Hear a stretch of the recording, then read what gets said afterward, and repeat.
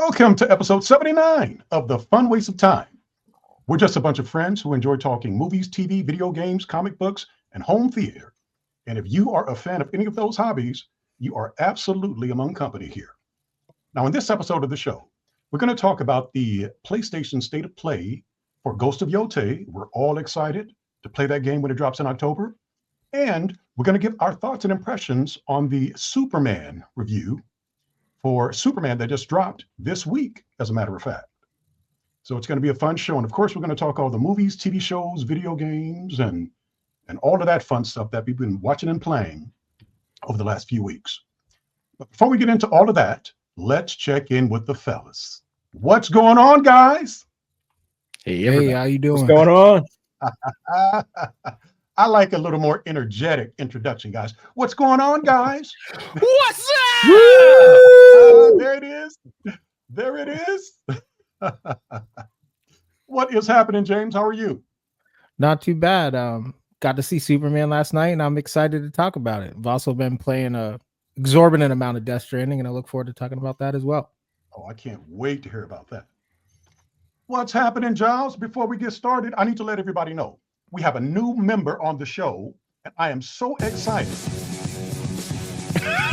Well, I'm excited too because you guys are awesome, and you always talk about the stuff that I love so much. So I'm honored to be here. We got Jay Zilla in the house. Jay Zilla, did you hear the bumper going, the music going for you? No. You didn't hear the music? No. Oh, okay. Well, because you're a little deaf over there, I was playing the music to your intro. Yeah, and, all I get is voice. You gotta let folks know that you're with us now. Well, I'm happy to be here and got the Gzilla music and everything. But apparently I'm just gonna miss out on the special effects. But no, like I was saying, you guys are awesome. I'm honored to be here. I'm looking forward to chatting with you guys on a weekly basis. So it's gonna be good times. Well, as often as you'll do the show anyway. Well, like I said, we're so blessed to have you here. You always bring something new every time we have you on. So we're excited about this new iteration that we're going to be doing of the show with you here. So it's going to be a fun time. What is happening, Anthony? How are you? I'm doing great, Tars. Hey, I know usually I start these off with some kind of corny reference to some movie that I've seen and I'll be talking about later. But tonight I kind of want to do something a little different. Something came to my attention right before we started recording tonight. I just kind of want to get it out of the way. I want to voice my opinion on it without the rest of the guys feeling like they have to comment on it. I know normally we don't talk about social stuff and everything like that, but it's come to my attention that Fox News and Dean Cain are against the new Superman movie because of James Gunn's comments of this being an immigrant story, which to anybody who is the actual Superman fan knows that Siegel and Schuster were both children of immigrants, much as myself. And I just want to say that I really hope that people give this movie a chance and don't let that taint their option of going to see this movie, because of the fact that I know we're in some turbulent times now and some things going on in the real world. But to me, that's what makes this movie so relevant right now. So I know that when it comes to movies, there's a lot of reasons people won't see it. You've got Snyder bots out there that won't see it and are working against it because it's not what they wanted. You've got other people that are loyal to one company or the other. But if you choose not to see it because you're not a comic book fan or it doesn't pique your interest, that's great. But this movie's first and foremost is about kindness, and it doesn't hit you over the head with any kind of message or anything. It's there. You'll see it and you'll feel it, especially if you're aware of what's going on now. But I just want to take a minute out and, like I said, didn't want to bring the other guys into the topic if there's something they didn't want to discuss, but just address that. And one last thing is to say one of our brothers in arms, Jason, is under the weather tonight. So I just wanted to give a shout out to him because he's always missed when he's not on the show. Absolutely. Miss your brother. Looking forward to getting you back on the next episode, Jay. And thank you, Anthony. That was so eloquently put. I'm really looking forward to getting into the Superman discussion coming up here shortly. As I stated, what we're going to start with first, we're going to start with our video game segment, and we're going to talk about Ghost of Yotei. But as I stated earlier, there's a lot of fun and fantastic things that we're going to be getting into too. But sometimes some of the seriousness of things that are going on in our world needs to be brought to folks' attention as well. And I do appreciate Anthony taking a little time to share his thoughts on that. All right, guys, well, let's not delay. Let's get into video games. Video games. The Fun Waste of Time Podcast. Pick up the controller. Video games. Video games. Video games. Sony just dropped a new State of Play featuring Sucker Punch Productions' next AAA anticipated video game in the Ghost franchise, Ghost of Yotei. Now, for those not familiar with Sucker Punch, they have a long storied history with PlayStation, making fantastic and very well received games going back to their first franchise, the Sly Cooper series. Then on to the infamous franchise, and now with their Ghost series of games. And I think it's fair to say that nearly all, if not all of us on the show today, have played Ghost of Tsushima, the first in the Ghost franchise, and we absolutely love the game. The story, combat, world building, and fantastic writing within the game made it an instant classic among those who had the opportunity to play it. And fans of Ghost of Tsushima have waited 5 long years for the sequel. And after watching the State of Play for Ghost of Yotei, the next game in the franchise, it's looking as though we will not be disappointed. Now, my question for the fellas, starting out with James, is did you get the opportunity to watch the 20-minute State of Play for Ghost of Yotei? And if you did, what did you think of what you saw? Well, I did get a chance to watch it live, and I did rewatch it again this evening before we got on the air. I am excited about the game, but it looks pretty much functionally the same. And I don't say that as a detriment because the first game, Ghost of Tsushima, was a lot of fun. I feel like it's basically just a more polished version of Ghost of Tsushima. And I'm just hoping that the story is as good to keep me interested, because there's not really much other than the sword play to me as far as a gameplay mechanic that changed. I mean, it just looks like minor tweaks. I'm okay with that as long as the story is strong enough to get me through. But just switching from swords to stance styles, or from stance styles and Ghost of Tsushima to swords, that's not like too much to move the meter. Graphics look on par with the first one. And I mean, obviously at this point with the hardware that we have, I don't believe that we can do too much more to make it look better. I'm just hoping, like with the new bounty feature and the flashback feature, that it adds enough depth from the first game to make it worthwhile. So as long as the story's good, the combat looks very, very similar. Obviously, just changing the blades. I'm excited, but I'm tempering it a little bit because it just looks a little bit more polished to me, with a few more features that are different. So hopefully that's enough to capture people. For me, it's a little bit more fresh because I haven't beat it yet. Like, I'm still playing through it here and there. So that 5 years isn't as big as a gap for me. So we'll see. What do you think, Giles? Well, I will echo the sentiments that you have, right? So the visuals of the game are the visuals of the game, and for me, they are high enough to leap the bar, if that makes sense, right? They're good enough, right? They're not anything that you say, oh my goodness, I've never seen anything like this before. They're good, right? That's great. The only concern that I have, and this is a Giles thing, right? Because when I play games, I kind of like it to be a little mindless, and have a little bit of hand holding to carry me along the path. So this is a big open world kind of environment, right? And you kind of make of it what you want to make of it, and I think that's the strength of the game. Now, for me personally, I like things to be maybe a little more linear than what you're going to get here, because this it doesn't seem like it's going to be super linear. My guess is that you'll be able to do different things in different orders, and I think for the vast majority of folks, they're going to really like that. But for those that kind of want a thing that you just step through and enjoy it, this probably isn't going to be the right game for you. The mechanics look good.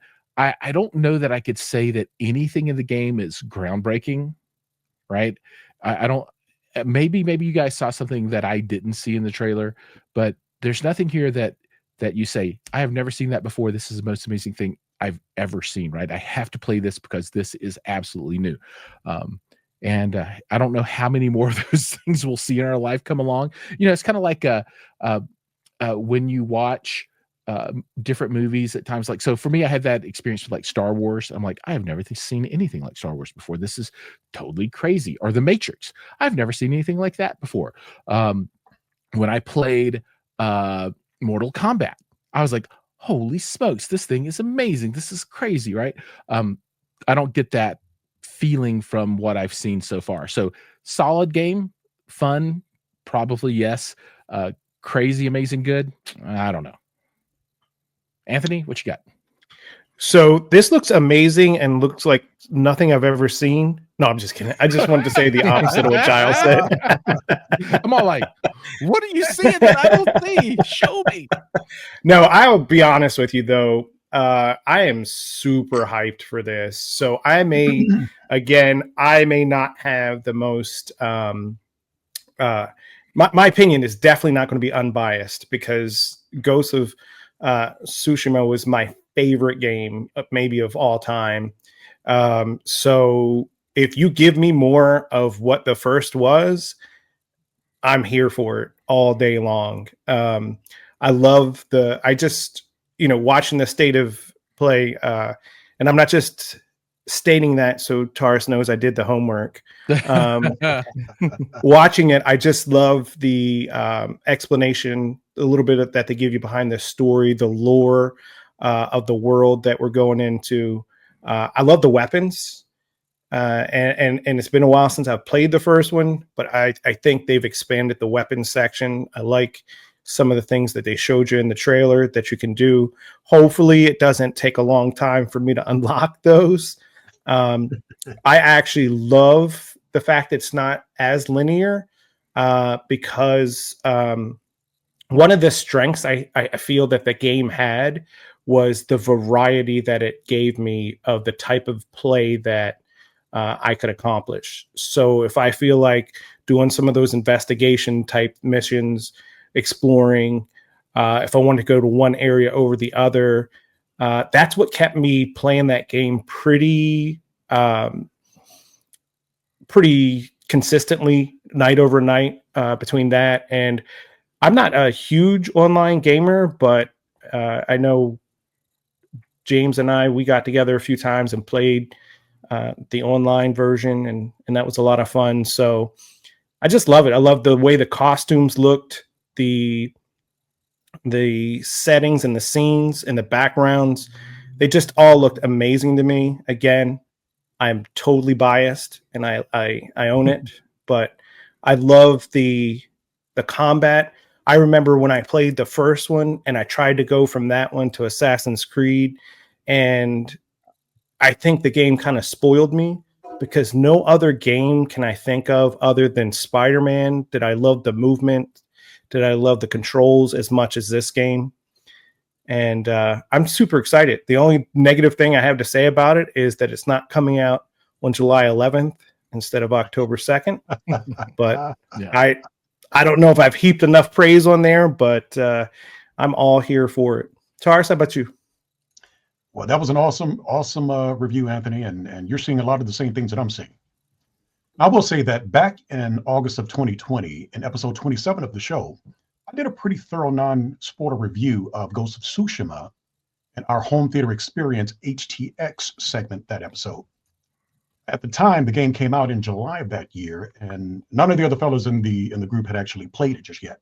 I had just finished it within a few weeks of release, so I did the review solo. If anybody wants to go back and check out that review, it's episode 27, and it starts at about 38 minutes in. I got to say, the grade that I gave the game at that time was a strong A. And I think that review is what motivated the fellas to eventually go back, check it out for themselves, because a few months later, they were discussing their experiences playing the game. Now, some of the things that I cited in my review of Ghost of Tsushima, I'm noticing are still present here in Ghost of Yotei, which is a very good thing. The world and landscape is beautiful and colorful. I mean, you can just see from some of the gameplay that we're seeing here now. And just like in Tsushima, it makes you want to explore every inch of the map and see all that the game has to offer. And while the combat looks simple and fluid, it's still intricate and encourages strategic movement as opposed to just button mashing, and uses various offensive and defensive stances for its various weapon types, so you don't get bored with the combat. The open combat where you're fighting multiple enemies at one time is super fun and fantastic. But the solo duels against various samurai, ronin, and Mongol officers and generals just takes the excitement of the game up another level. That was one of my favorite aspects of the game, was the solo duels. And those that actually played the game know exactly what I'm talking about. But look at how good this combat looks. Oh my gosh, I can't wait to get my hands back on this game. The character design of the people in the world, particularly the supporting characters, while not exactly photorealistic, they still have a level of detail that endears you to them more and to their story arcs. And it has a very personal story to the main protagonist that anyone playing the game can relate to. It's a story of revenge where Atsu, the name of the main character, her family was murdered for a reason they haven't yet revealed, and we won't know until we actually play the game. But it looks like a really cool, deep, and expansive iterative improvement upon the first game in the franchise, Ghost of Tsushima. Now, the first game was done so well that I don't think they really needed to drastically change much from the foundation and the core mechanics of the game that they've already established. I will say that one addition to the game that I'm really excited about is the fact that you can listen to lo-fi music while exploring and engage in combat from the director of anime classic, Samurai Champloo. I think his name is Shinichiro Watanabe. And if you've ever watched Samurai Champloo, the music was one of its strengths. So for that reason, I am super excited about playing this game. So back to what you stated, James, it does look very similar to the first game, but you can't improve too much on perfection, right? The game was already fantastic when it initially released. And if they're making some really nice iterative improvements upon what they've already established, I really do think that the game is just going to be that much more fantastic because of it. The one thing that I didn't mention that I did like, and that I didn't hear anybody else mention, was the fact that there's what they're showing right there. The different people, instead of it just being like a ledger, the characters are just there and attached to it. And another point with that too is the fact that you can set up a camp and they come to you to get your upgrades. That is one thing that I think is really, really cool and unique, you know, because most of the time you have to go to a town and see a person to get an upgrade. The fact that you can be anywhere and they'll come to you and get that, and you can get that upgrade, that was probably the best thing that I saw in the trailer. And that tilted, you know, the needle for me a little bit more to, I'm going to play it regardless. But when I saw that, I was like, oh, okay, that's a big enough improvement to make it worthwhile. Just because, you know, everybody hates when you're going in one direction and then you do a mission and it's, you know, a town over, we'll say. And next thing you know, you have to return to that town to get your prize. Well, now the prize comes to you when you're sitting at the campfire, which I did think was a really good addition. Anthony, you had something you wanted to share? Yeah, I just wanted to point out too, before I forgot about it, I like the fact that they added that Kurosawa mode as well to the game. So if you want to play it, they worked with the estate of Kurosawa to bring that black and white gritty presentation. I probably wouldn't do that on the first one, just because the colors and the environments are so vibrant to me. But it's something that definitely I would look at as far as replay, just to kind of see, you know, if I was going to come back and want to give a different feel. I just like the fact they're giving you options with that now. Yeah.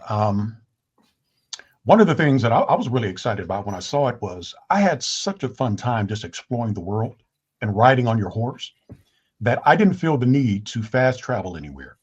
Typically, everywhere that I went, I just jumped on the back of my horse and I just rode there because the world just looked so darn good, man. And the way that they guide you to the next objectives within the game, utilizing the wind to help you get there, was just such a fantastic feature. And like I said, I did the review in the home theater experience segment of the show. So I talked a lot about how the audio in the game was just freaking phenomenal. The way the wind just moved all around in your speakers throughout your theater, throughout your room, really gave you good direction of where you needed to go. I could have closed my eyes, and I actually did mention this in the review that I did, and I could have guided my horse, my character, to where I needed them to go just by listening to the position of where the wind was within the game in my speakers.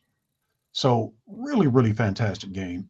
Jaws, if you've not had the opportunity to play this just yet, this is one that I think you may want to actually to pick up on. You don't necessarily have to go back to the first one, although the first one is a fantastic game in its own right and deserves to be played, but you don't necessarily have to start there. I think this one will more than likely be a good place for you to start because it's a whole new story.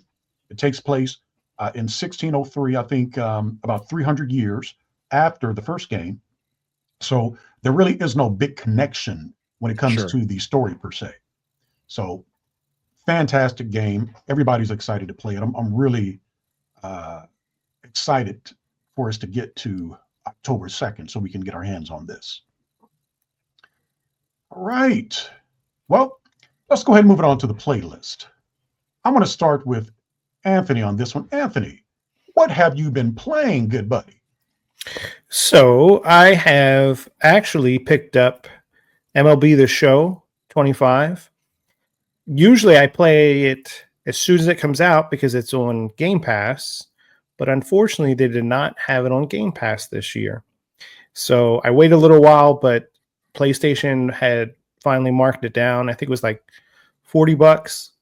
Usually I try to wait a little bit less, but I wanted to go ahead and give it a try. I was kind of missing it. The more I see baseball on TV, I wanted to go ahead and give it a try. The thing I liked about this year's edition is that you get to start off in high school, and then you play in high school, you choose your region, and you actually have the choice of then going to college or progressing to the minors. And you can go into the draft. You'll go into the draft, and then you can kind of see where you get drafted and then make a decision based on your draft position if you want to sign with that team or if you want to forego that experience and play for college. And then after that, you'll get redrafted, which is what I did. So not a lot has changed to me anyway, as far as presentation. Obviously, that's typical with a lot of the sports games. They have some features that they say are a little different, but to me, they're casual changes. But it was a solid play for me. I had a lot of fun. One thing I did pick up on is some of the dialogue that the announcers use during the games. I had never really paid attention. Sometimes I have other things on or just locked in on what I'm doing.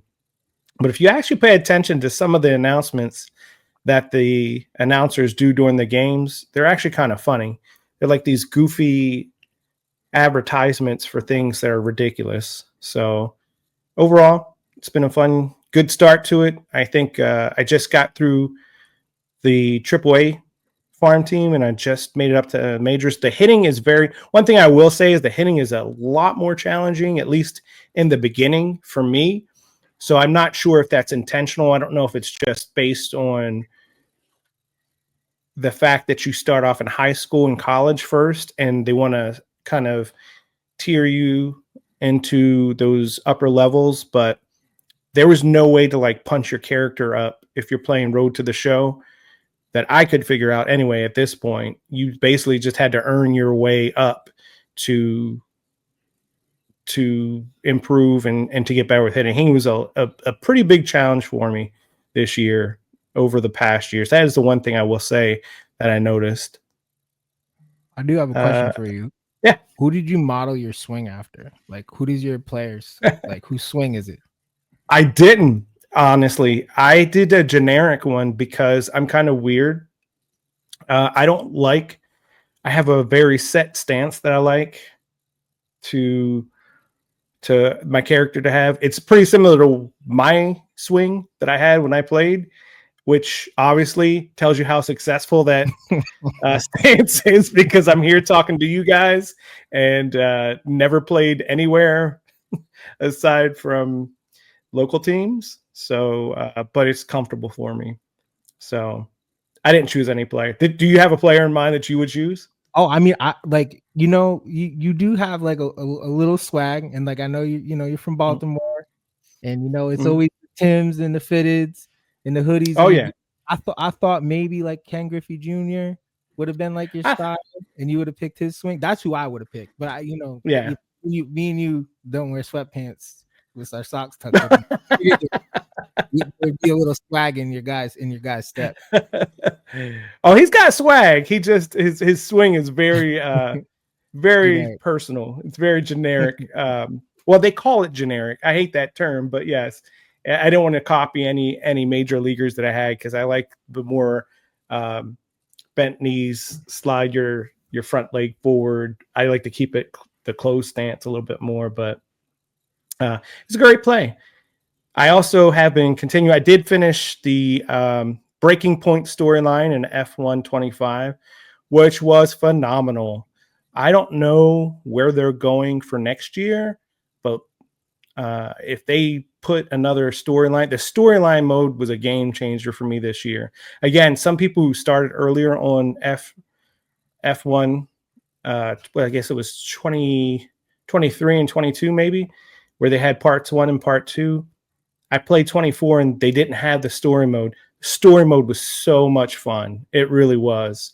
And I hope they bring it back for if there's a 26. The upgrades, man, I tell you what, I get kind of confused on what I should do first. Here's a little clip of Javier Bardem's character that you can actually use as a team owner. You can use the AXP GP team in there, not only in the team mode, but in the driver mode if you want that to be your team. So a lot of fun. I wish I had a racing sim set up like my man James, and I think Tars, you have one now, right? Dude, we're going to talk about it once you're done here. But, okay. Yeah. Well, I'm going to wrap it up because I'm excited to hear about it.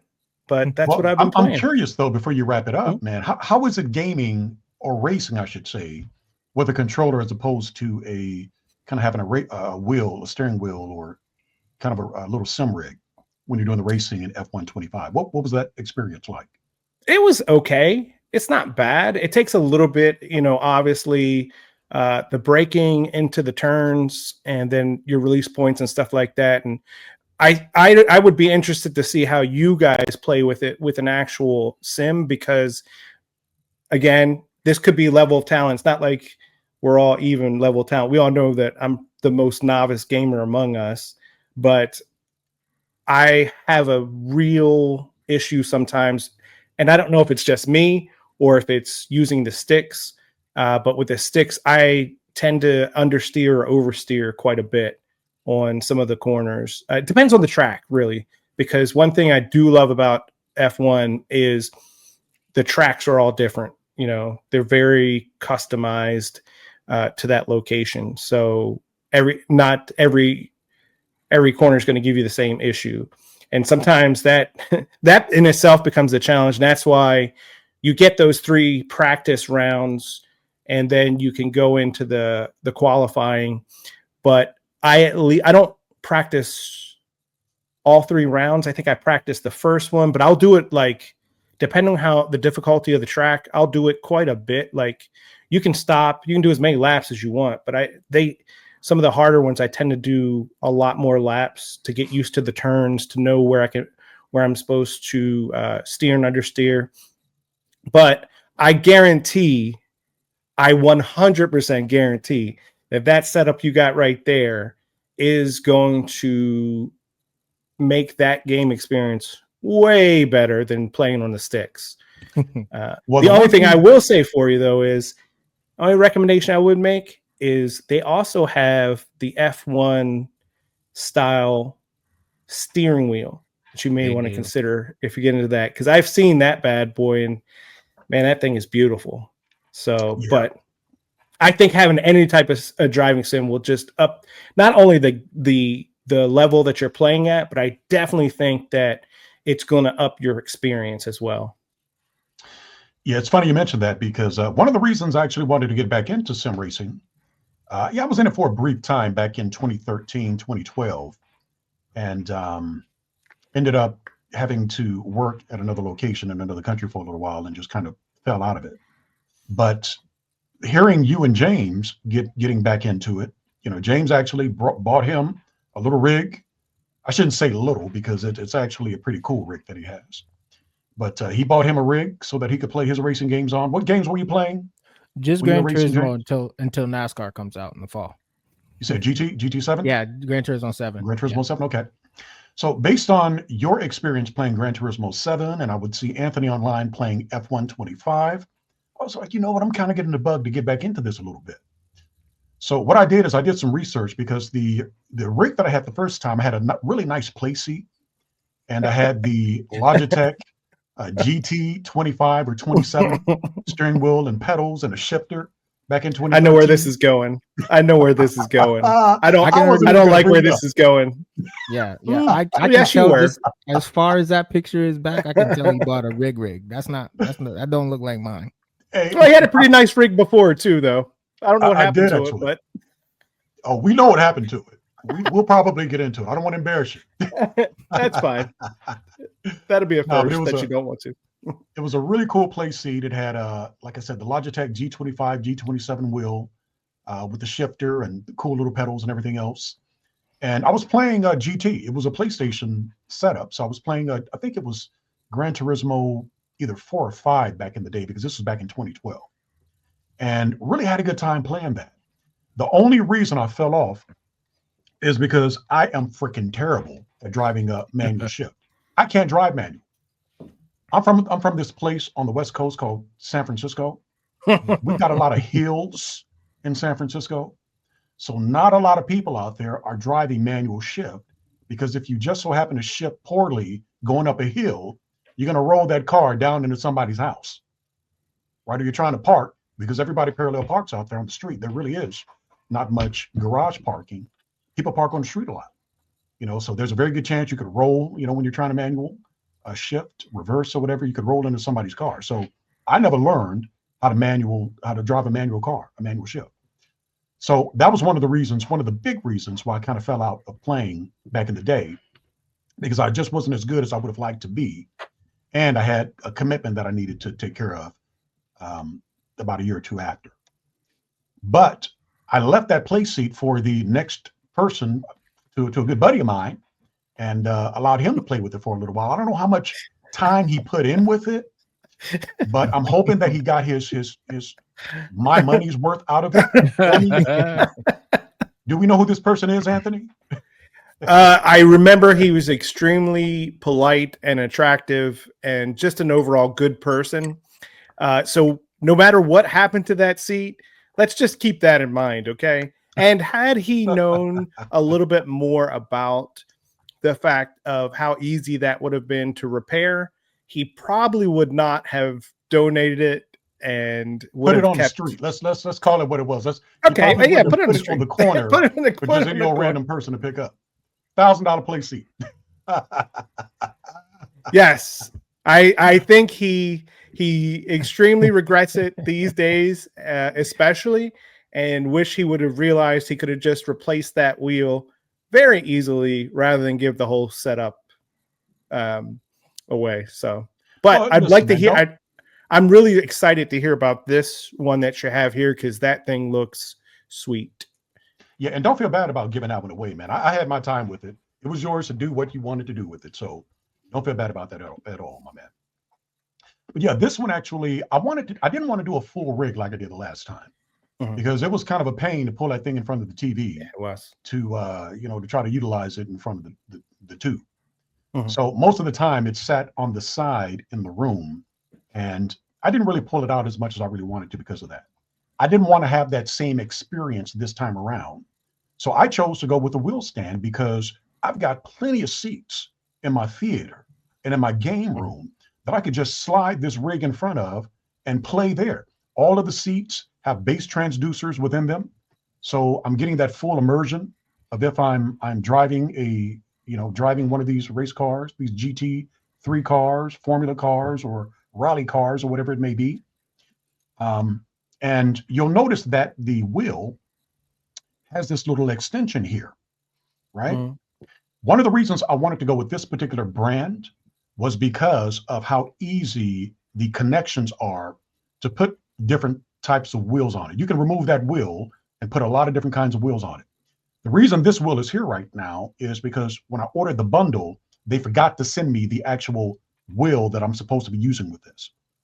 So I bought 2 wheels. I bought the wheel that I'm waiting to get, should be coming sometime this upcoming week. And I bought this one so that I could play on console. This is a Xbox compatible steering wheel. Most steering wheels that you get, you can only either play on PC, or you can only either play on PlayStation, or you can play on PC and PlayStation, or Xbox only, and then Xbox and PlayStation.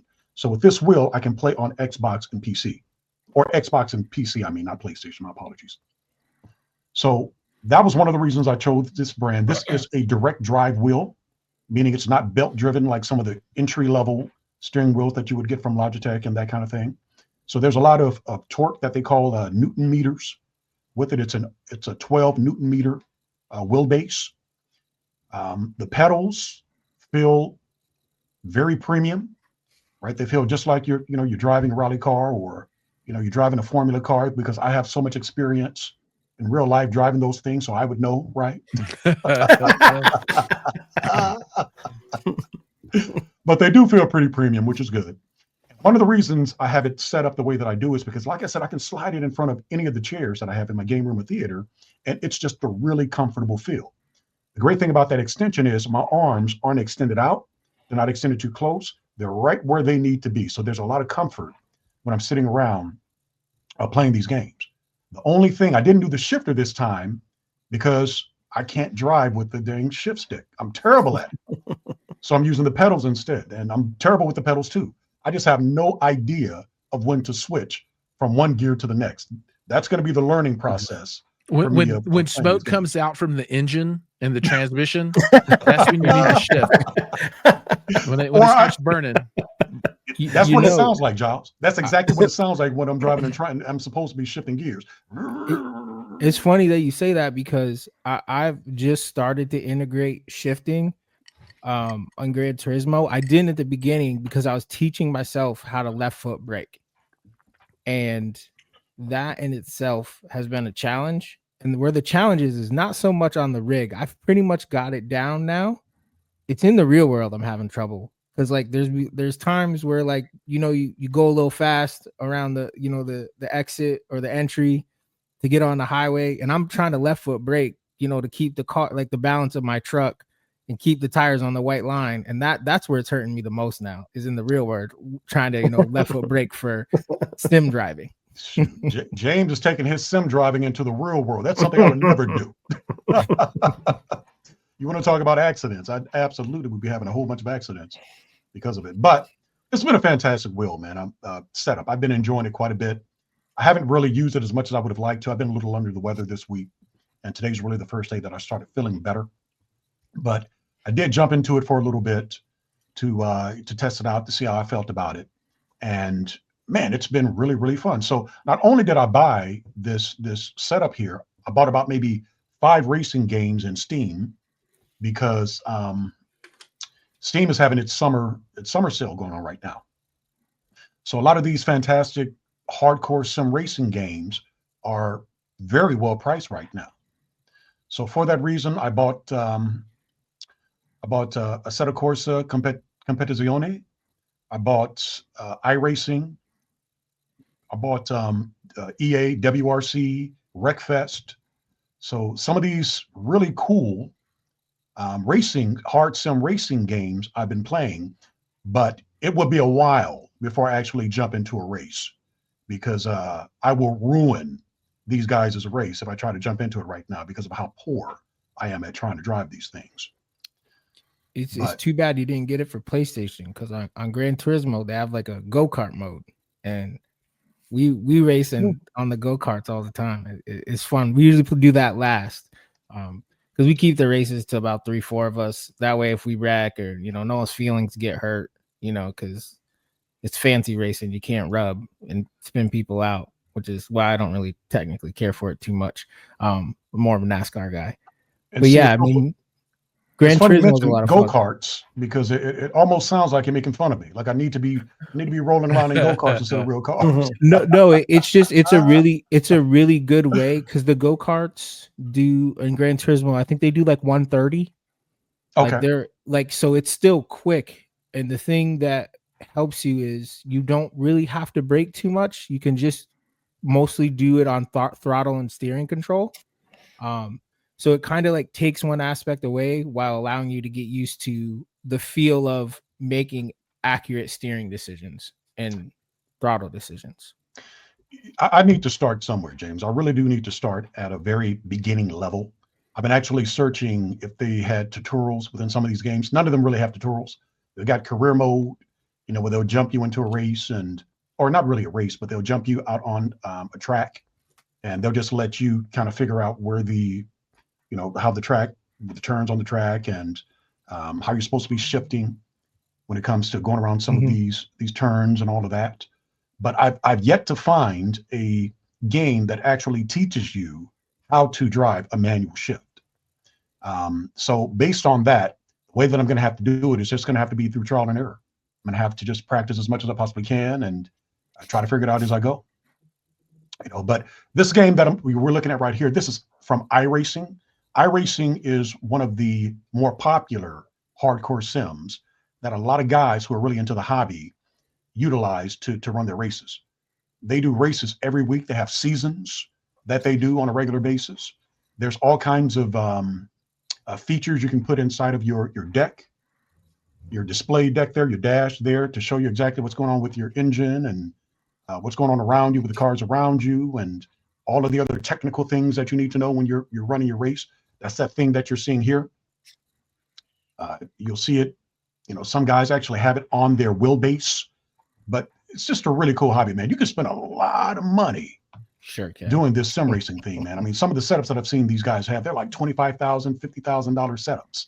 Yeah. But Wow. it's still reasonable enough to where if you only want to spend, $500, $600, a couple $1,000, you can have a really, really good experience, even at those levels as well, those entry levels and those mid-tier levels. But been having a pretty good time doing it, man. It's going to take me a while before I get good at it. But it's something new that I'm excited about jumping into. But James, let's move it on to you, my friend. What have you been playing these days? I've given up my sim racing career for a little bit to play Death Stranding 2. Okay. I really, really, really have enjoyed it. Spent a lot of time on the first one. I actually platinumed the first one and beat it. Oh, wow. I play everything and finish nothing. So that was a pretty nice accomplishment for me.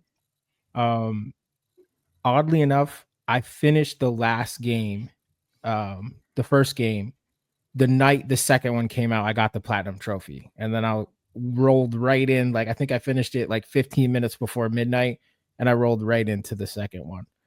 The second one, kind of like what we talked about earlier, with Ghosts, is the new one is polished. It's everything that was bad about the first one is gone in the second one. From the issues you had with vehicles, moving materials, they fixed everything. It is so great. I really, really enjoyed it. The landscape is awesome. The traversals awesome. Like as you can see here, the rivers flood. There's earthquakes. There's just tons and tons of environmental elements that they added to the game to give it that much more depth. The story so far, I'm about halfway through. It's very good. It's a pretty good continuation. I don't really want to spoil it for anybody, because with Kojima, a lot of stuff can be confusing, and the first one was confusing a little bit. What I did like about this one is they gave you everything that you needed to know. So if you didn't play the first one, when there's different dialogue, you can press into the menu and it'll give you the description of what they're talking about specifically. So if they're talking about the BTs, which are the beach things, you can hit the start button, and during that conversation, the chat box will pop up and tell you what the beach things are. So I thought if you didn't play the first one and you wanted to just play the second one, you could. You're not going to get the in-depth story, but I've really, really had a lot of fun with the improvements that they made to the game, and I'm really, really looking forward to the second half of the story as well. Fantastic. Well, what I want to do, James, is I want to share some of the images that you actually shared with me, of some of the kind of the photos that you've taken while in game. Talk us a little bit about some of this here. I'm not really a big like stop and take picture guy. But when I knew we were going to talk about it, I figured I would bring it up. This was in one of the beaches. The beaches, the easiest way for me to describe it is where the dead people go. This was one of the beaches. It's in Mexico, it looks like, during the Day of the Dead festival, and these were the fireworks. So I just kind of like stopped and took a picture because it looked really, really cool. This is a picture of one of the gates that you use to travel from one part of the world, Mexico, to Australia. And basically, because of the things that you've done up to this point of the game, how you built America again, this portal showed up and allowed you to travel to Australia. This is me just driving around. I thought the sunset looked good. I was up on a mountaintop and I was like, dang, that looks kind of cool. So that was one. This photo here is actually from the second beach that I went to. I'm underwater there. So there's, I'm kidding. Yeah, that one was really cool. I didn't have that experience in the first one. But this was a beach that was completely underwater. There was like a hospital that you had to go through and you had to like fight these guys. And it was super, super cool because obviously you're underwater. So they like, let you jump real high and kind of physics weren't really a thing, but were there creatures cool in this portion of the game here? Yes. So this was like where you came into the beach in this specific area to do this specific part. It's basically the beach tells its own story. So when you got to like a certain point in the game, they brought you to the Day of the Dead beach. And if you guys, I think we showed the trailer before, there's the dude that looks like Solid Snake. You meet him there. And then this is the second encounter you have with him. This is just the beginning part of it. This is right before you go into that beach. A huge black wall comes out and that you can't really see because it's a little dark. But that's the Solid Snake guy that grabs me and pulls me into the wall, into this beach. And then that is the bad guy from the first one. It was in the trailer. Everybody knew that he was back. That was a really, really cool scene. He's back. I don't think that he knows a lot of stuff that you want to know. Like, I don't want to give away a main plot point, but he's just terrorizing you again. That's pretty much his goal. That was his goal in the first one. And because, they chose not to kill him, he's back and he's terrorizing you again. But this time he's leveraging something really bad that happened to you to string you along, essentially. Gotcha. Well, it looks fantastic, man. I played a little bit of the first one, but at the time, I guess I just really wasn't in the mood for it because there's some systems you really have to learn in order to play because you have to make deliveries and all of that. Correct. And you kind of have to be in a certain frame of mind in order to want to continue to play that. And I just never really got back into it after playing, say, a couple of hours of it. But once the trailer for 2 came out, it looked like a really, really fun addition to what they established in the first game. So I really wanted to at least try to get around to playing 2. And I may eventually at some point, but 2 looks like a whole lot of fun. The one other thing that was polished was 2 is the first one. It's anybody who dropped it and didn't pick it back up, I don't blame you. It was daunting. That first area, that first 4 hour of the game, like you have no vehicles, you have no weapons. It's just feels like a package delivery simulator. Yeah. And then unfortunately. once you get into the second area, in the first one, everything like opens up for you, and you're like, oh wow, this game has a lot more to offer. Gotcha. With the second one, you get a vehicle to traverse probably within the first 25 minutes, half an hour. So Okay. like after you get to like the end-ish of the first area, you have a vehicle that you can use if you choose. And that's what I liked about the second one, is it really gave you all of the options pretty much up front.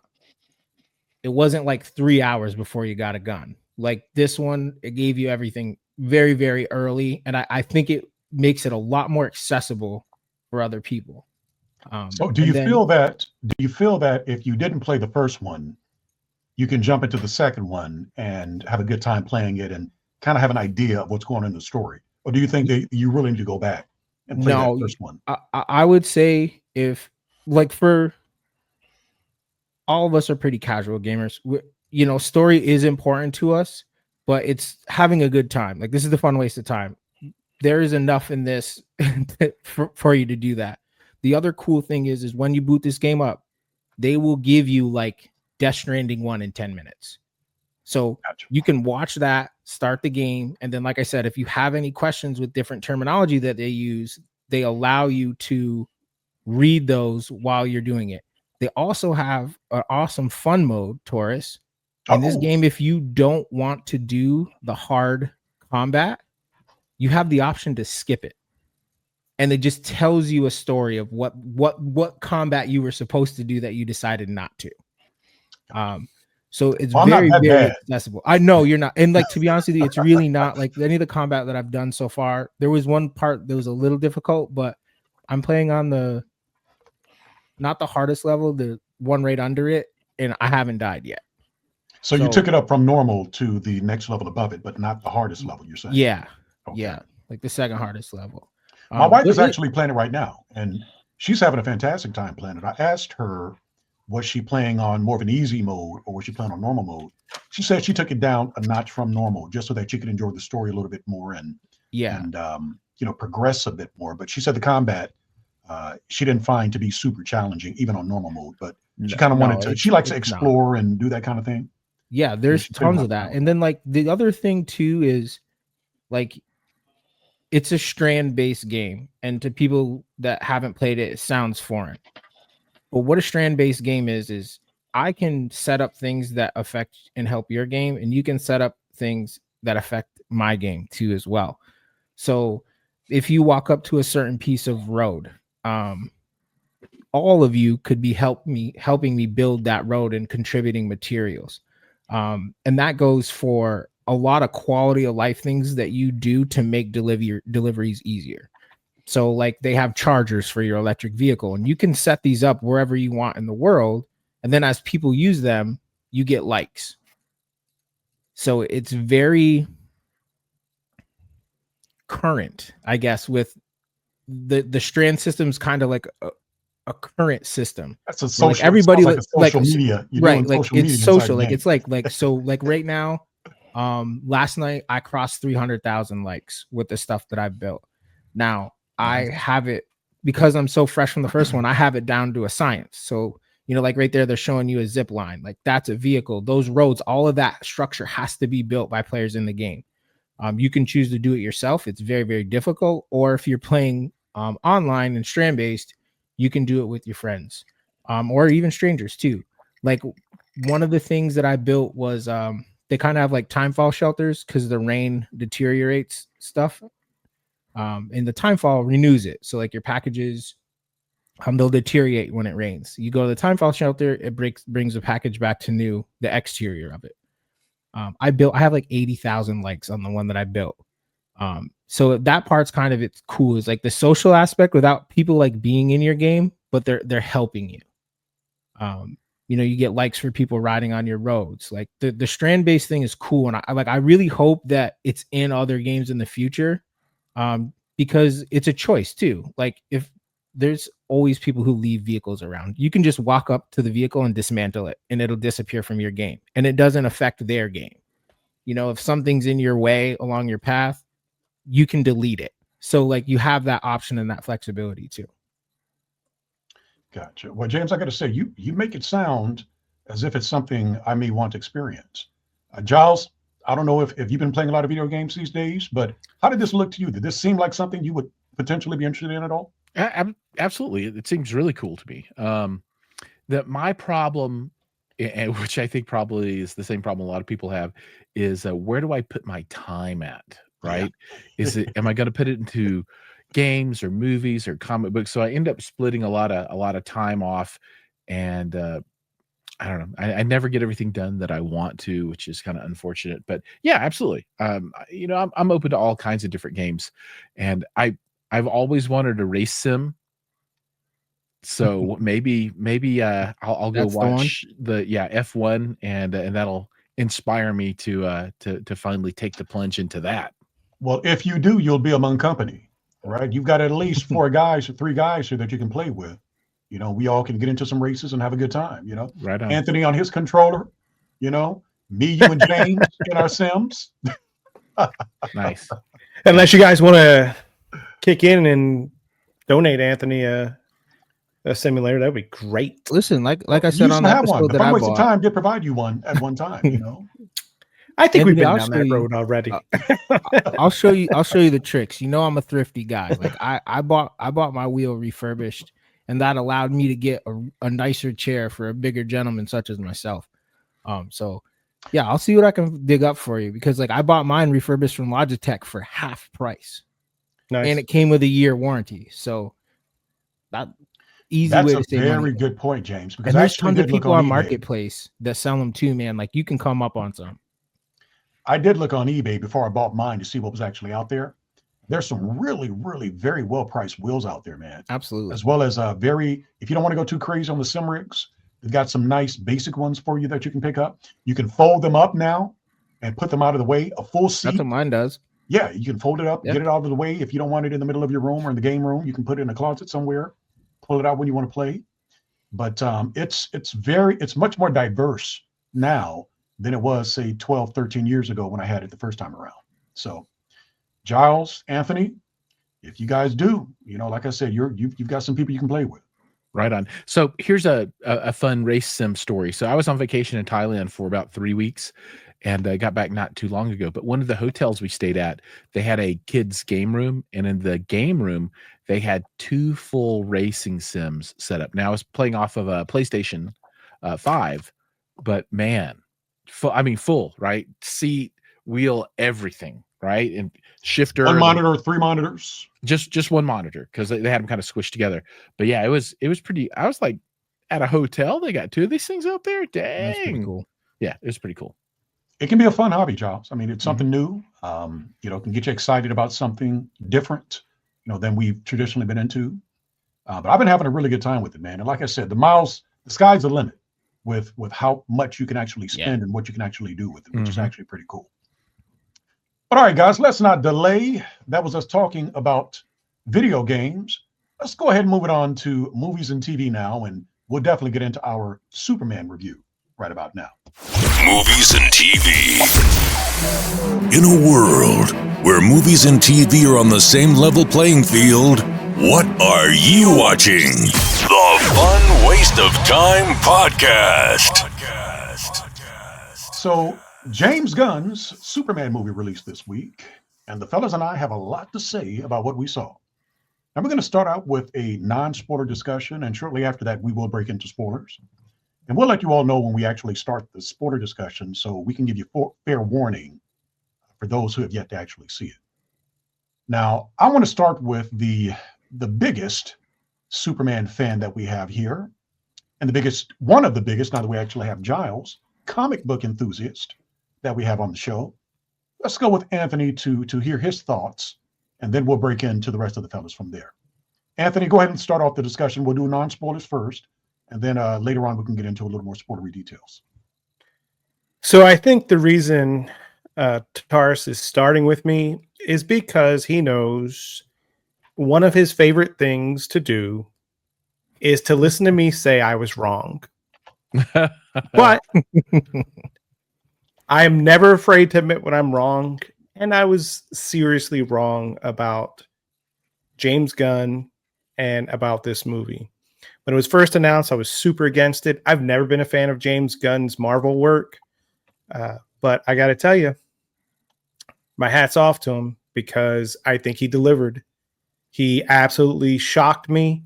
And, this is a nice surprise. These are the kind of things where, I know with everything going on, I started off the show with a little bit of talk about some of the backlash about certain aspects of it. And I know that, Man of Steel is one of my favorite movies. It's probably my favorite movie, actually, until now, of any type of movie. But Zack Snyder has his followers that want to sabotage any future efforts of DC because they're not happy that he was replaced. So I'm not one of those people. I am totally happy when I'm surprised by something like this that comes along and exceeds my expectations, because that's exactly what he did.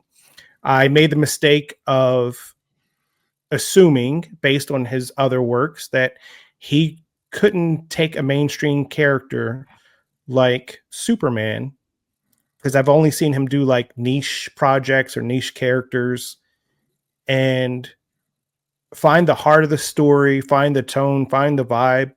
And I just think he really did it.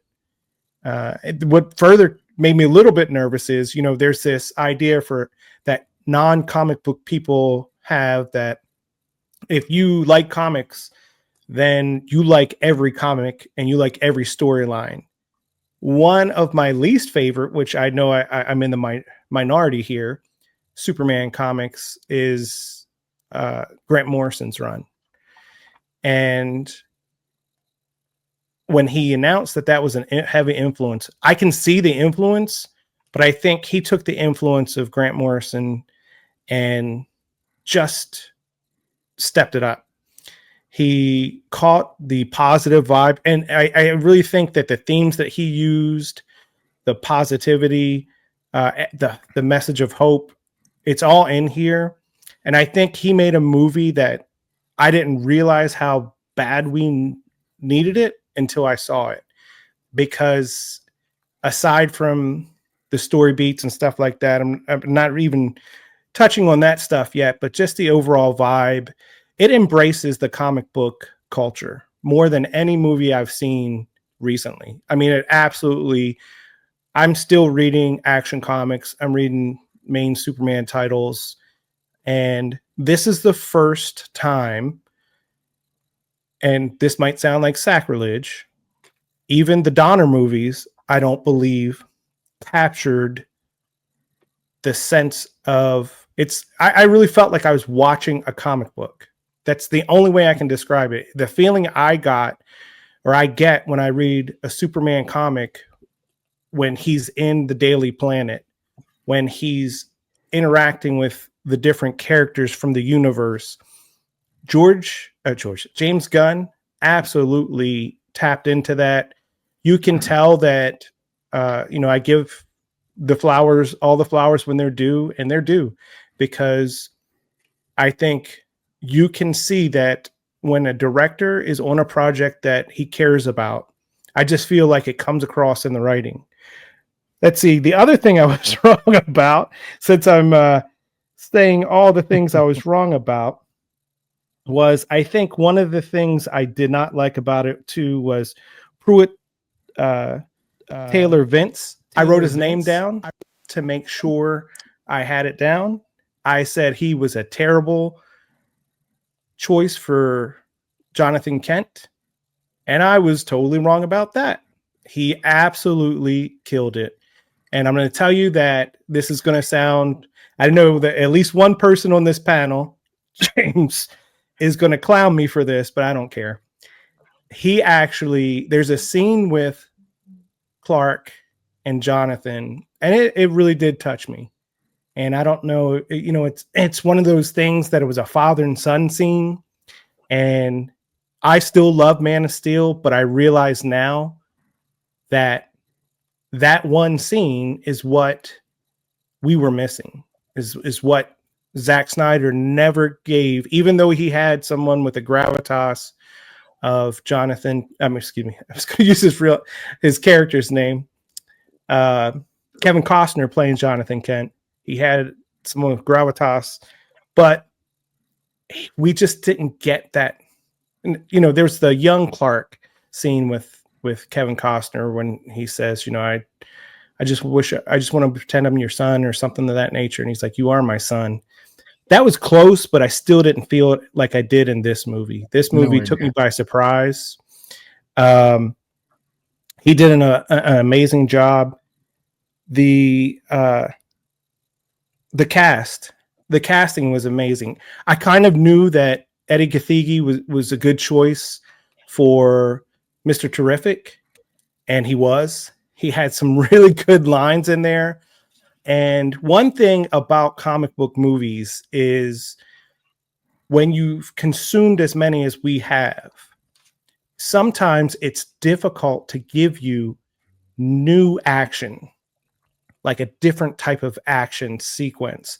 That scene with Eddie Gathegi as Mr. Terrific, and he takes Lois to find Superman, that was amazing to me. I looked at that, the action and the way it was shot, the different moves that Mr. Terrific did was fresh. It was totally like nothing I had seen before. He gave us something that was, you know, because like I said, I was focused on story, tone, all this other stuff, but I was pleasantly surprised at that action scene because I just loved it. Crypto stole the show for me. I absolutely love Crypto, the super dog.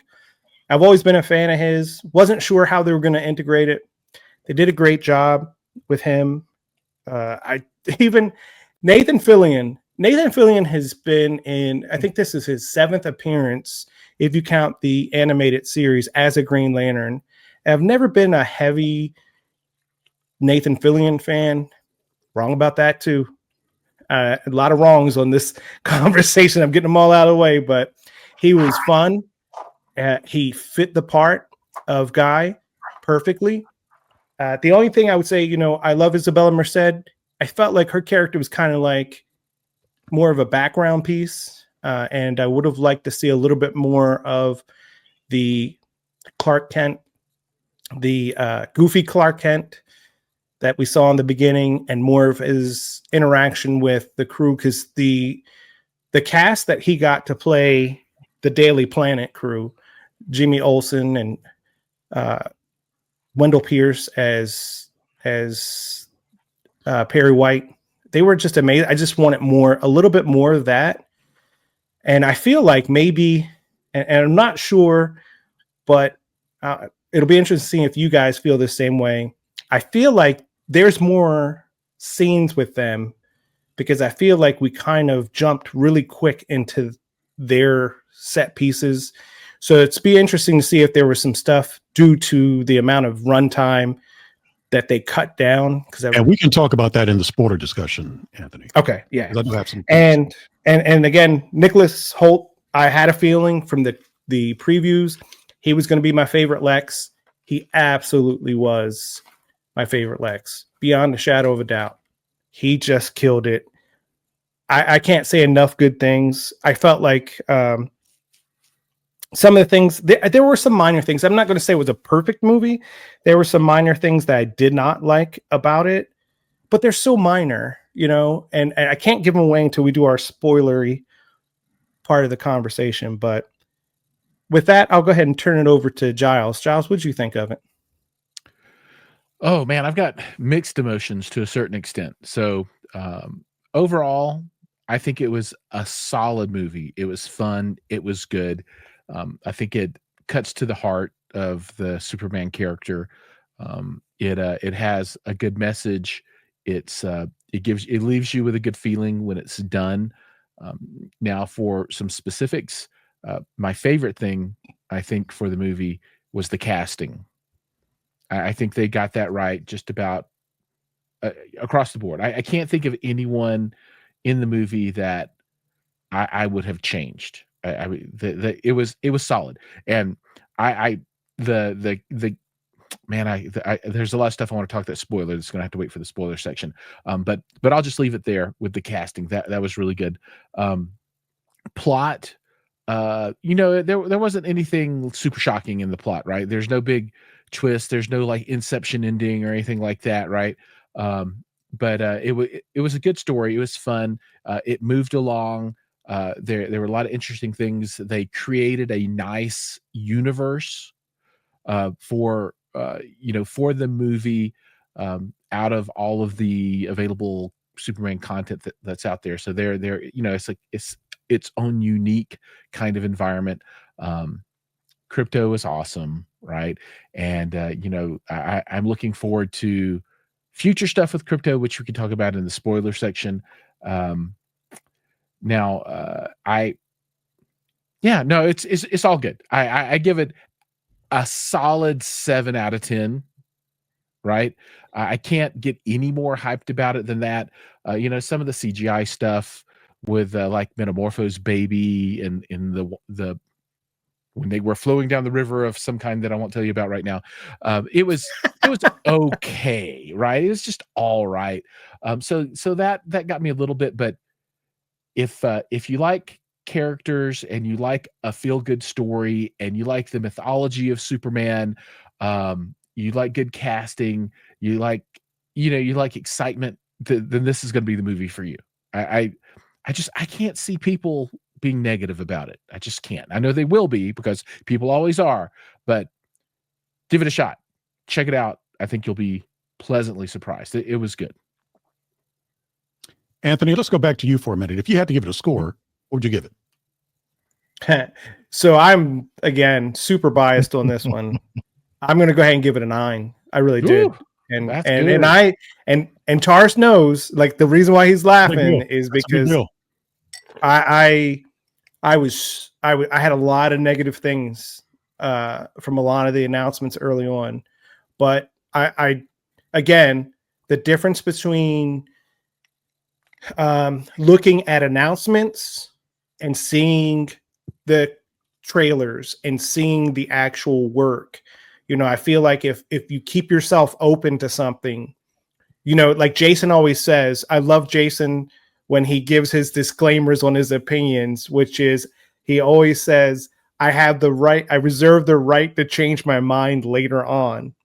And I give him so much credit for that, because I think, that's important to acknowledge. It's okay to say, at first I wasn't really feeling that, but just to keep that open mind. But, James Gunn won me over. I'm a fan. I appreciate you saying that, because initially when we first were looking at, we weren't even, the teaser trailer wasn't even out there yet. We just had images, and the fellas were just going off on the things they were seeing. His costume, his hair, the background of the world that he was in. I mean, there were just a lot of critiques, but I do give you a lot of credit for making a 180-degree turn from where you were initially, because you're not the biggest James Gunn fan, and for you to be saying this, I gotta say I'm quite impressed.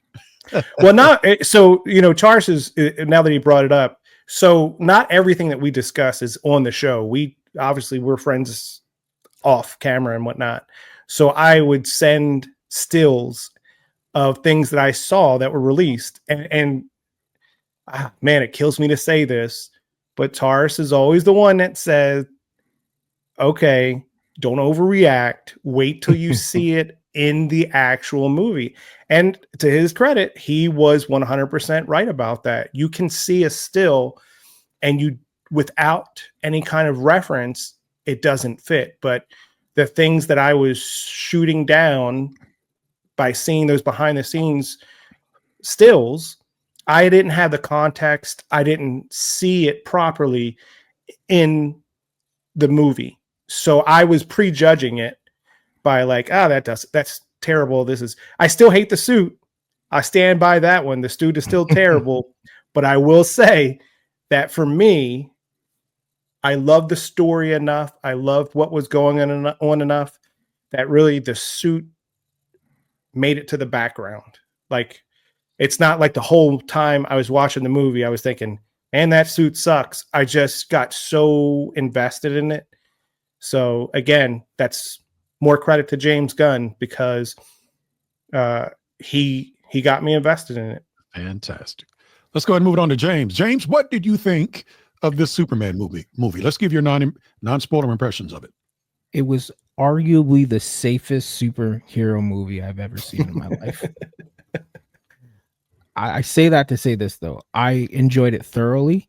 I enjoyed everything that you guys said. I am 100% in line with. But it's just safe. And maybe that's what Superman needed, was something safe, a launching point to get people invested back into the character. My only, I guess, real complaint outside of everything that y'all said was Superman to me didn't really feel that super. Like, I felt everybody that was involved in the movie heavily, from Mr. Terrific to Lois, that the playing field was pretty level. So it should have probably been called Superman and Friends, because that's how it felt to me. I never felt like at any point that he was that far above everybody else.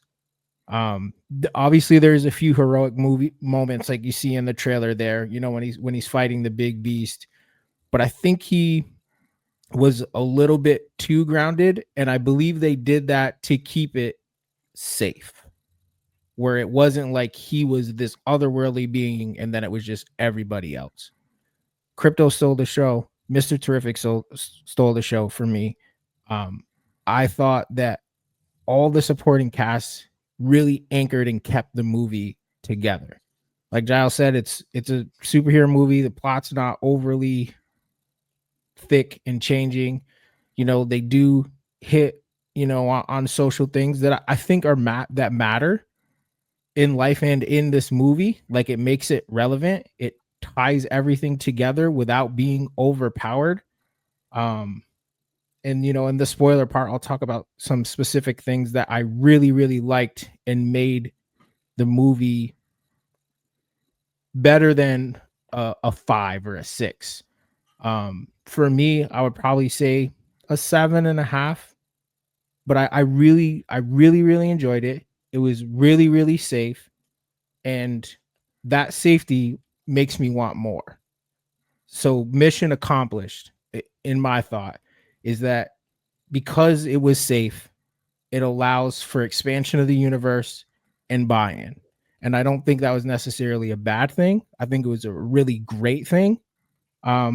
Because even if you know just a little bit about Superman, like I do, like I think of symbolism, hope, you know, they hit on some comedic, there was, you know, some serious overtones. It was the complete package. It was just safe, and I enjoyed it thoroughly. What about you, Taurus? You guys are making some great points, and I can't disagree with any of it. But for me, what was the most exciting thing about this movie was the world building. The world building was fan-freaking-tastic. It felt more like a live-action animated movie than any comic book movie in recent memory, in my opinion. It felt very consistent with the groundwork that James Gunn laid in the first series that kicked off his version of the DC universe, Creature Commandos. Have any of you seen Creature Commandos, the animated series that he put out on HBO Max back in, I think, December of this past year? I saw the first episode. Okay, well, it was a really, really good series, and it gave a really good feel for what the tone of his universe is going to be. And the animated series had Bride of Frankenstein, Weasel, and Dr. Phosphorus in it. And you can totally see the gods and monsters theme throughout the world that's been built, and how some of the more fantastical characters within DC can live in this universe. I'm talking about characters like Swamp Thing, Etrigan the Demon, Solomon Grundy, Gorilla Grodd, Clayface, and so forth, right? Because the world is just so fantastical. It's fantastical, but it works, which is what is really cool. And one of the reasons why I enjoyed it so much for that reason is the potential of what we're going to see with what he's doing with his DC universe. So for me, that was a really, really big plus. The movie I really liked the movie. I didn't love the movie, but I really, really liked it. I really liked it for, as I stated, what the potential of this universe is going to be. So for that reason, it's pretty high on my list, to be honest with you. Now, when it comes to the characters in the world, this Lex Luthor is the brilliant mastermind we usually see in the comics and the animated series, and where he's usually typically toned down in most live action adaptations, right? This guy is the Lex Luthor of the Superman animated series, of the Justice League series, right? He's brilliant, and you get the opportunity to see that through some of the things that he's actually doing within the movie. Can't talk about it just yet because it will spoil things for you, but I really do like what he's doing with some of his villain characters because they are a little more over the top, right? This is not the world that we live in. This is not our world. This is a completely alternate universe where different and fantastical things can happen. And the last time we actually talked about Superman, I think Giles was on the show at that time. I think we talked about the trailer, the official trailer. It just dropped at that time. And we talked a little bit about it, and we couldn't figure out what the name of that kaiju was. Kaiju, right. At the time, right? And I think I know what the name of that kaiju is. Now, this is a Warner Brothers film, right? DC is owned by Warner Brothers, and Warner Brothers is getting ready to do a Godzilla X Kong movie coming up soon. So one of the reasons they couldn't put actual Godzilla in this movie is because he's actually acting in that Godzilla X Kong movie. So this kaiju is Godzilla's little cousin. His name is Jayzilla. Right? This is Jayzilla that we're seeing right here. This isn't Godzilla. This is Jayzilla. Nice. Nice. Yeah, I've been working on that joke for the last 2 weeks. It's the best Zilla. Jayzilla's the best Zilla. But yeah, I really do like the world that they've established for that reason. And like I said, Lex Luthor, really, really on point with the way James Gunn wrote him. All of the various characters from Guy Gardner, Nathan Fillion, I already talked about it, is one of my favorite actors. So I really do like what he did with Guy Gardner and what he's doing. And I'm looking forward to seeing him and some of the other content that's going to be coming out soon. The Lanterns TV series, I think he's going to be in that. He's got a little cameo in Peacemaker. Those that watched the Peacemaker season 2 trailer that just dropped a little while ago, he and Hawk Girl are in that. So it's pretty cool that we're going to be seeing more of him. And Mr. Terrific, Eddie Gathegi. Oh my gosh, man. Now, he had more of a prominent role in the story than I expected. I'm not going to talk about it, like I said, but he was a pretty big pivotal portion of the story. And I think that Eddie Gathegi brought the character to life so much so that I think he needs to get his own spinoff movies. I think they need to do some Mr. Terrific spinoff movies based on how good Eddie Gathegi was in this movie. TV show. No, I think he could do the movies. And the reason I say that, James, is because this is the kind of character development that I was referring to when I said that these studios need to start focusing on diversifying their pantheon of characters, right? So if they introduce and they put care into the development of new and interesting and diverse characters, audiences will embrace them. And I truly believe that Mr. Terrific made that kind of impact. I want to see him in more stories. I want to see more diverse characters come out of this DC universe. I want to see Blue Beetle back. I want to see that, what's his name? Shiloh, can't remember his last name, Madeira, who played Blue Beetle. I think this is the perfect vehicle, the perfect universe for us to bring him back, because I really enjoyed that story. I thought the writing could have been better, but I really did like who he was as the Blue Beetle. So these are the kind of things that I think DC needs to do to diversify and have people adore some of these newer characters in the universe that haven't gotten the attention that they should have received in the past. Metamorpho, I like Metamorpho. I'm not going to say much about him because he's not shown much in some of the trailer. We'll talk about that in the spoiler portion.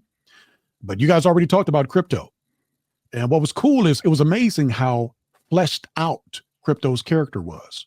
I mean, he stood out in his own way in this story. He had a lot of personality, which was kind of cool. And the last thing that I'll say about this is I loved how well the story worked, even though it wasn't an origin story.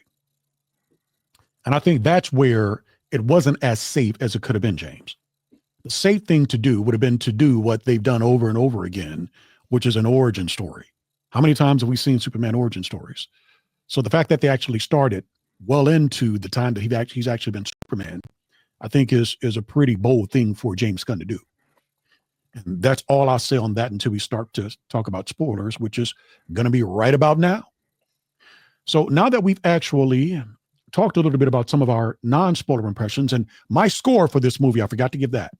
My score for this movie is actually an 8.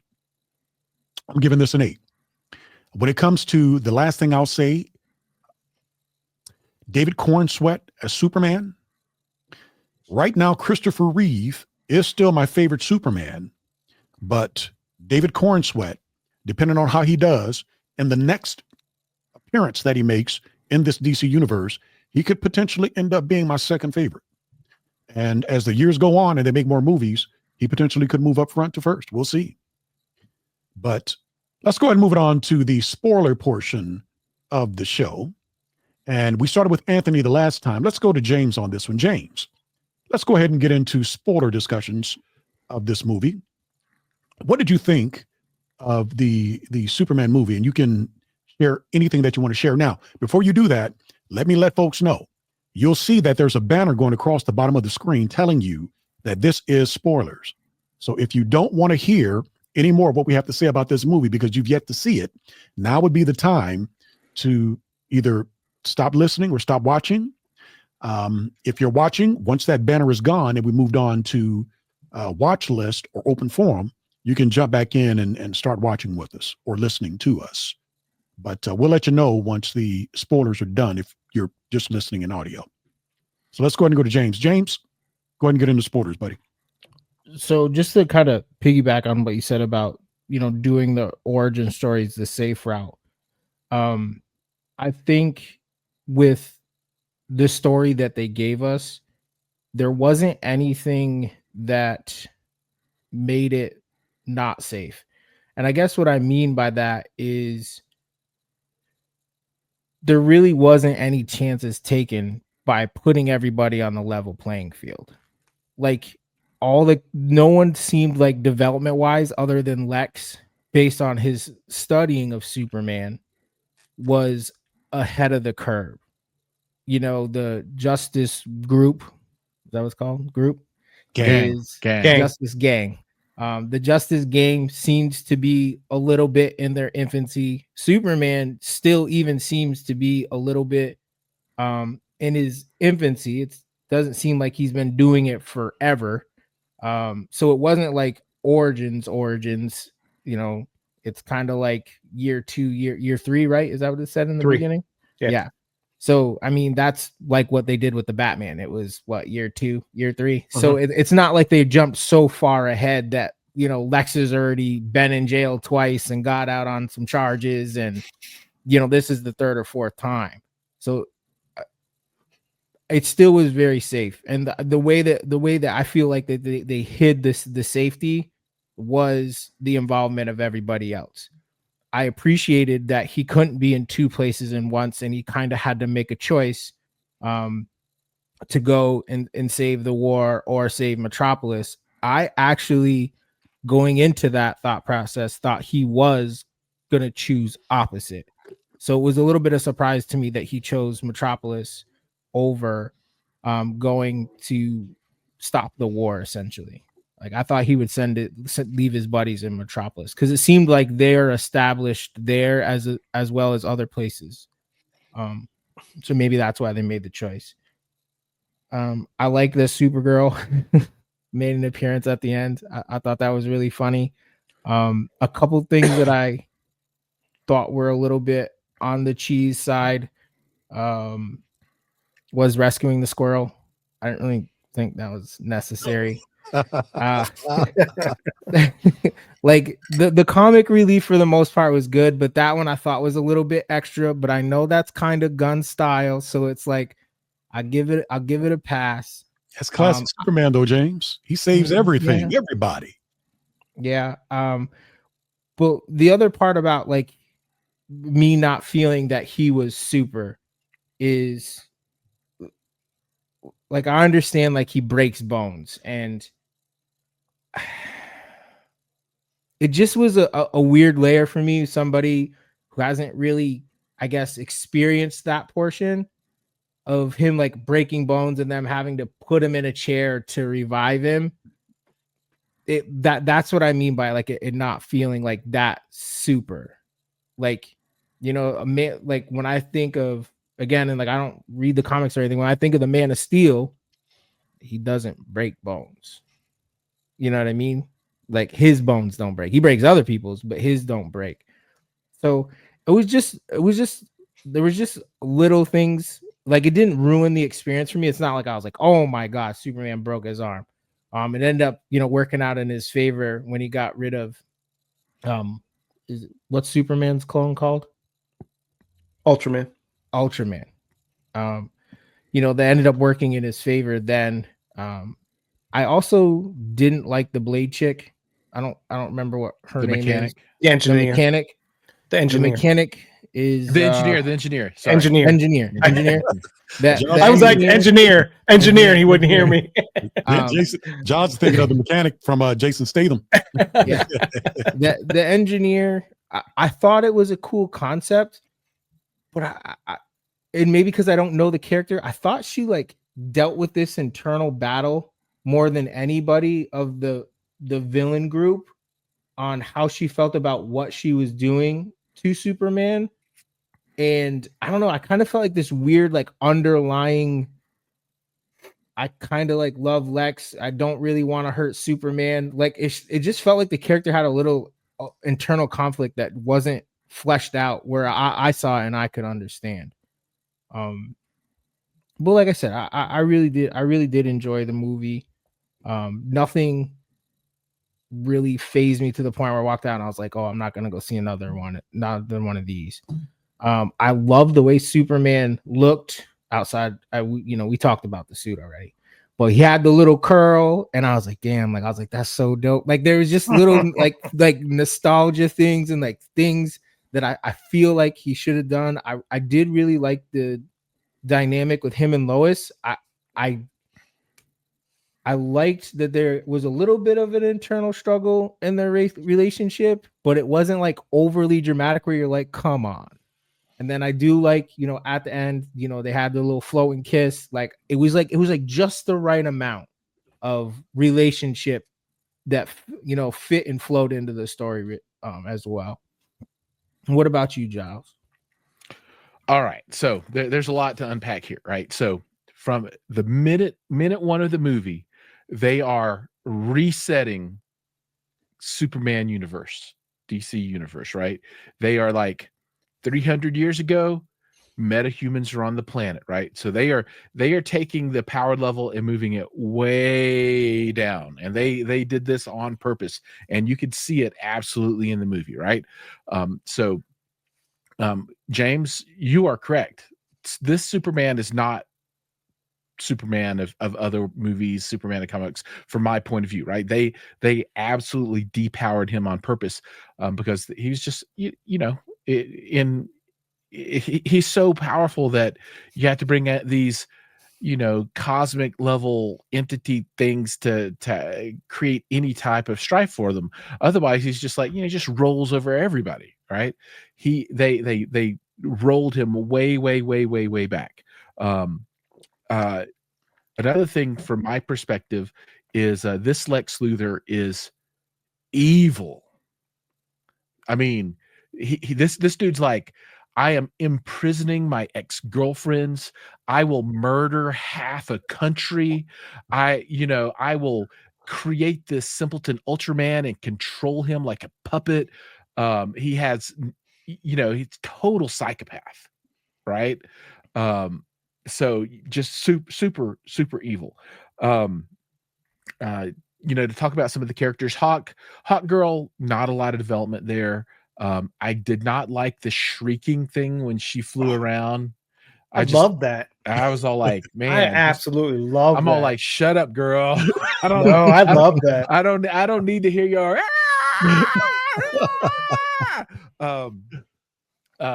David Cornsweet, he when you look at him in the outfit, he is not the super ripped Superman of the past, right? He's just like a dude, right? He's in really super good shape, right? But he is not like bodybuilder kind of, and I think that plays into the whole let's downpower him and make him more like, everybody else. Lois Lane was perfectly cast, super throwback to the original Superman movies, right? You could take those two actresses and stand beside each other and get a lot of parody there. Nathan Fillion, I'm ready for his movie. Let's go, right? I want to see him do it. I talked about. I'm going through a cast list right now. So Hot Girl, we talked about her. There's just not enough. I need more Hot Girl. Right. I'd love to see her in a TV show. Millie Alcock, they're going to go big with Supergirl. Right. And I'm curious to see. At first I was like, there's no way she could be Supergirl. And then after I saw her cameo, okay, I'm in. Let's do this. Bradley Cooper as Jor-El, all he had was, a 10-second clip or whatever, but it was good. Engineer, neither here nor there, whatever. She's just a character. She's all right. Okay. I thought Skylar Gisondo, however you say his name, did a good job as Jimmy Olsen. He was kind of comic relief. Metamorpho, looking forward to more about that. I just sold about 40 Metamorpho comics. Hopefully I didn't sell them too soon. Cat Grant, right? Part of the staff at the newspaper, played by, Michaela Hoover. Man, good stuff. All right, she looked really, really nice. Edie Gathegi, Eddie Gathegi absolutely has to have a movie, a show, or something. He was amazing. Dude, he was good. He's kind of like cold and calculating and brilliant. He's like, I got this. I don't, dude, so good. Okay, the robots, great comic relief, and you got Alan Tudyk, or however you say his name, voicing there. I love that guy. Saw him at Denver Fan Expo this past weekend. Really good to see him. The Kent parents, perfect, super good. And I love how they showed the montage of him growing up with those two parents to soothe him instead of the his Kryptonian parents. Really, really good. So I'll lean back onto all the other things I said before. Movie's good, solid, depowered Superman. I think they're setting this up for future movies so that they can give him some type of challenge that doesn't have to be a world universe ending event every time, right? It doesn't have to be Thanos, right? It can be somebody else, right? Let me see, anything else in my notes. No, I think that's about it. Good stuff. It was super fun. But man, Lex Luthor, dude, is super evil. And if in future movies he comes back, right? He's a homicidal maniac. He'll kill millions. Well, that's a good thing, I think, Giles, because I'm hoping that we get the Legion of Doom based on some things, some Easter eggs that we actually saw in this movie. The Hall of Justice. Come on now. So I think that mentality that he has is going to blend in well to the world, I think, that James Gunn is trying to establish. Yeah. But I appreciate your insight, Giles. Very cool.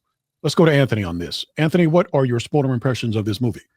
So again, super positive on it. I'm super hyped on it. Probably loved it most of everybody. But it's just ironic that most of my non-spoiler stuff, my spoiler stuff is some of the cons. But again, they're minor nitpicks. One thing I will say, though, is I don't really see this movie as safe. And I'll tell you why. Because overall, James Gunn, he embraced some of the harder sells of comic book movies. And one thing I'll give you an example of is the hypno glasses. Okay. That's a Silver Age concept. He didn't create that. That's a Silver Age comic book Superman concept of the hypno glasses, which is why people don't recognize Clark Kent as Superman. That's a very hard sell. If I were to tell you that I was going to introduce these hypno glasses into a Superman movie, I don't know. He just did a great job of selling that concept because I bought into it. I mean, granted, I'm an easier sell than most. I'm not sure how the average person will do it, will take to it. They didn't make a huge deal of it. It was just a conversation piece. But I think the fact that he introduced something like that. One thing I don't like that he did introduce, I was excited as I kind of gave it away. Again, I just said it was a rumor. And our last discussion was Bradley Cooper as Jor-El. I was really looking forward to it. It didn't pay off for me, though. And I'm going to tell you why is I don't like the idea that they're saying that that message was correct. I don't like them making Jor-El and his mother evil. Because for the most part, that's what the second part of the message was. I kind of get it. It set Superman up in a place to where he's doubting everything that he based his journey on. But I really feel like you're taking a character and you're this is where we get into, I don't mind changes from origins and stuff like that, but you have to keep what is essential about these characters, or else it's going to feel wrong. And that just felt wrong to me. I kept waiting for the part at the end, the twist at the end, for someone to say, "Oh, guess what? The message was altered. He's not here to conquer something," and then it just ends. And I'm like, "Come on, guys, don't let me down." I think that's going to be a future item. I hope so. I can't believe that they're going to leave it like that. Well, and that's the issue that I have sometimes with some of these movies that are IPs or dresses. It's like, we'll deal with that later down the road. You know, Marvel does that all the time, and it drives me crazy. And then with same thing you have with any IP, when you have different creators, directors, writers come in on future projects, things get dropped, things get changed, things get retconned. You need to deal with that. I felt like you should have dealt with that here.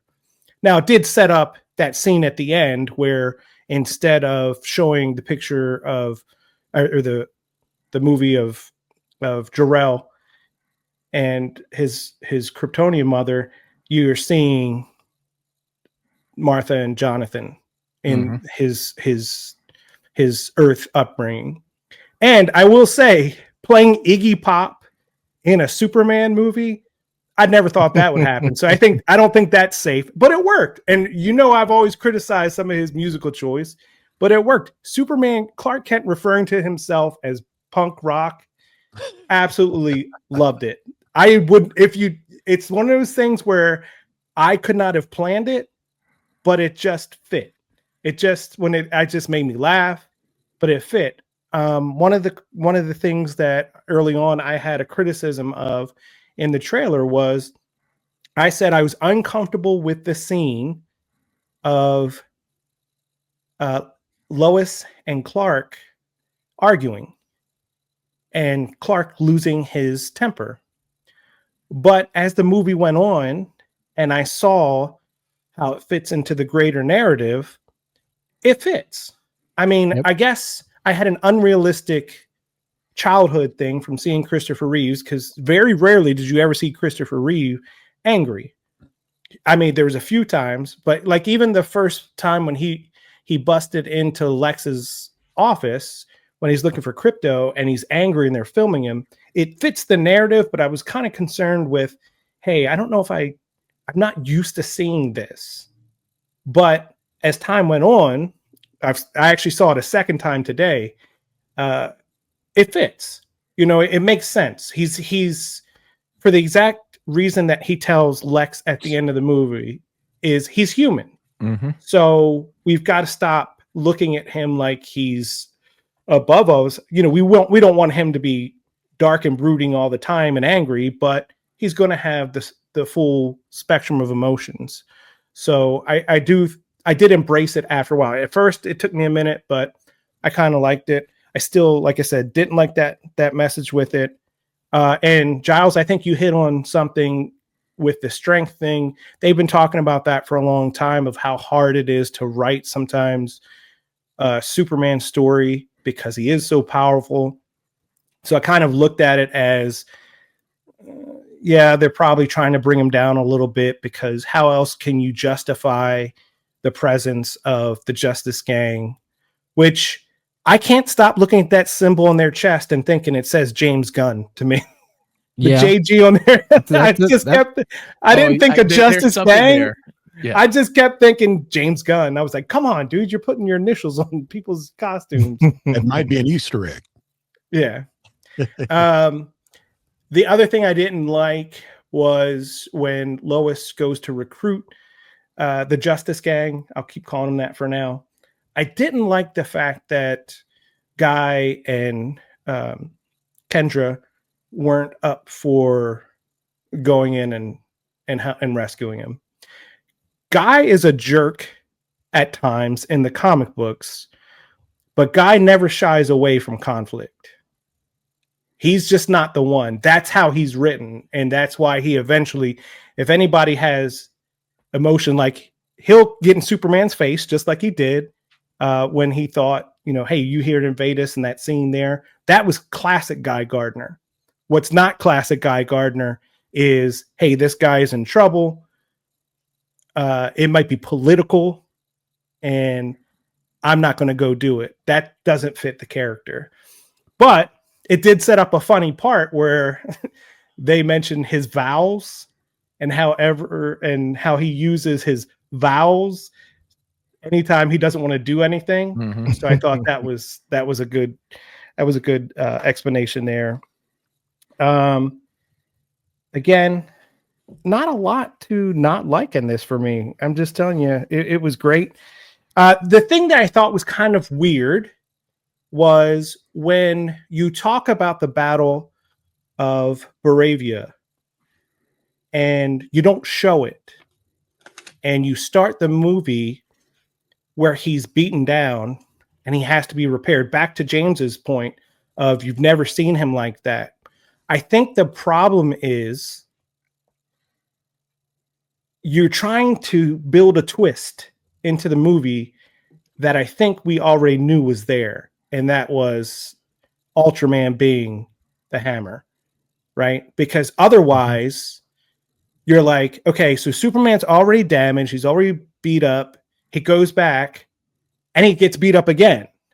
And then the guy just leaves.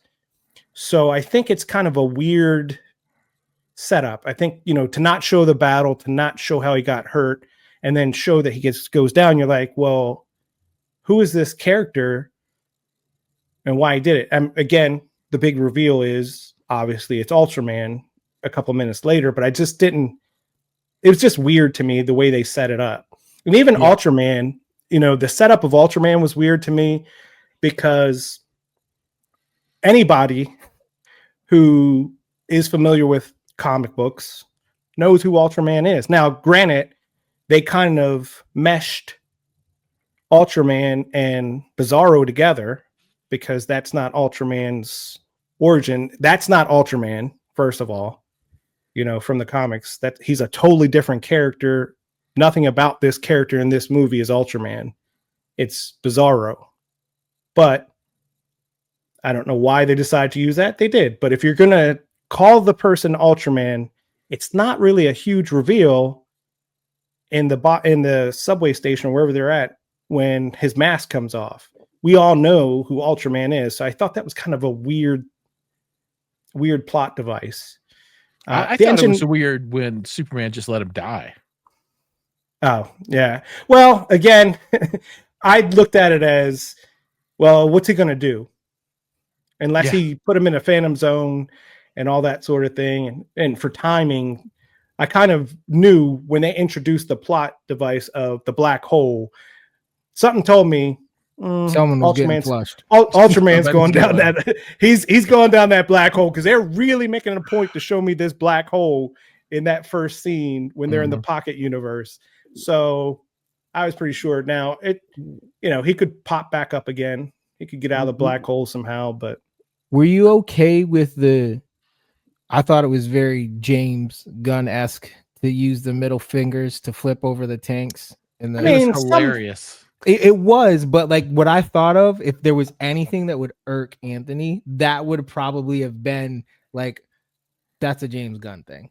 That was okay. I wasn't crazy about it. The thing that did irk me was when Supergirl calls Superman Being a bitch. bitch. Yeah. I was couldn't like that either. that's just unnecessary. I don't know. I get it.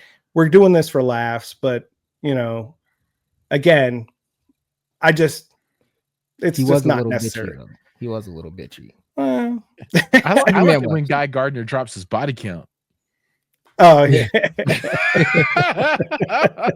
I'm like, you're a dog. And I say that in the dearest term, but like Mhm. going back to the argument with Lois Mhm. and Shim, like her calling him out for talking in the third person, like there is like a little bit of things where she's like kind of calling him out, and that's where I think that like that young part comes into it, where 100%. yes, it was And an origin story, but like he talked to her in the third person, so there is a level of humanity in that portion of it. Mhm. And then in the other part where he's like, when Mr. Terrific's like, what are you doing down there? And he's like, Yeah. I'm working. Yeah. Like Yeah. I'm doing my best. Like I did like the bits of humanity that they put in it. Yeah. Well, the thing I liked with this, the Lois thing is, again, like you said, it's showing he's still early on. He's still kind of naive. It's showing that naive. Okay, he's been doing this for 3 years, but he still doesn't know everything he should know. And I think the whole point of that interview scene with Lois is to show Clark / Superman, hey, buddy, you don't know everything you think you know. Exactly. And I think she's trying to show him that, hey, there's some things here with the Superman calling yourself in the third person. The thing I absolutely laughed my butt off on was when he got mad at the super. I know we're not supposed to curse here. Yeah. Super shit. Name. Yeah. That just ended the whole thing for him, and he got up and walked away. And when they showed the robot monkeys, and he's like, Yeah. super shit. Yeah, that was hilarious. Because that I mean, honestly, I feel like it took me a minute to embrace it. It makes sense to me now, in hindsight, because he's trying to make this powerful being relatable, because we all can feel like, hey, we've read something online where there's certain things that it shouldn't bother you the way it does, but it just bothers you. Mm-hmm. And whether it's us talking about Overriders or whatever it was, that game that we played with Taurus that set him Outriders that set him off. We all have our little things, and that's what I took away from that scene. But my last one for you, Anthony, is how did you feel about I felt like it was a modern setting, pretty close to modern times, but the outfits that they wear mirrored more of the past. Like Jimmy's outfit, like I'm not saying it wasn't like bell bottoms, but like people's not running around in that sweater. Well, actually, nowadays, those retro, not in Florida, anyways. I ain't seen it. No, not in Florida. Yeah, but those retro sweaters did make a comeback. But I do feel like it's a nod to Jimmy Olsen's look from the comic books. Yeah, absolutely. So they did modernize him, which I liked. I think the whole running gag of these women, him getting all these hot women, was refreshing. But Jimmy Olsen is still recognizable. They didn't change him to the point where he's a jerk. You know what I mean? Like, you would think that somebody that would attract those type of women would be like a jerk, but they kept Jimmy good. Yeah, they kept him like he wasn't out of character, which I was okay with. I love the "Don't call me Chief" thing, and Steve Lombard. He was a jerk like he usually is. The only thing I was kind of surprised about, and this is why, again, to go back to what we mentioned before about, I feel like there's some stuff that we didn't see with that gang that we should have. Ron Troop, he's just background. And I don't know if you know who that is, James, but he's the black guy with the glasses that was on the ship. I don't know if he had a line. Do you guys remember him saying anything? No. Yeah, that's why I think there's some stuff that probably got cut for time or whatever. But sure. And then I love Wendell Pierce so much that I couldn't get enough of that dude. He's so good. He is so good in everything. In everything. Yeah. That scene at the end, towards the end, when he's like, "How long they've been hooking up?" You know, like it's funny because it's, you know, it just goes to the story, the feeling that the characters give you, because here, Lois and Clark think that Lois and Superman think that they're really, you know, good at hiding stuff on the download. But it's like, I mean, these guys are reporters. They spot the details. Yeah, miles. And they're just like, it's been 3 months. I just love that, the little subtleties. And that's what I was saying, is that kind of thing. We never, and again, I can still love Man of Steel and I can still love Superman, even though they're very diametrically different approaches and stories and tones. But with this one, the reason I love that is because that little nuance is what makes it a lot more faithful. Again, you notice I've said it feels like a comic book, but I've never said comic book accurate. And people tend to use that a lot of times. Even I do, probably more than I should. But, you know, when I say comic book accurate, I don't mean every detail. I just mean the sense or the vibe or the overall nature of that character, because 80 years, characters change. You know, over 80 years since Superman's inception, he's changed many times. So there's not one thing that you can always say. But those are the big things for me about the spoilers that I think I wanted to address here.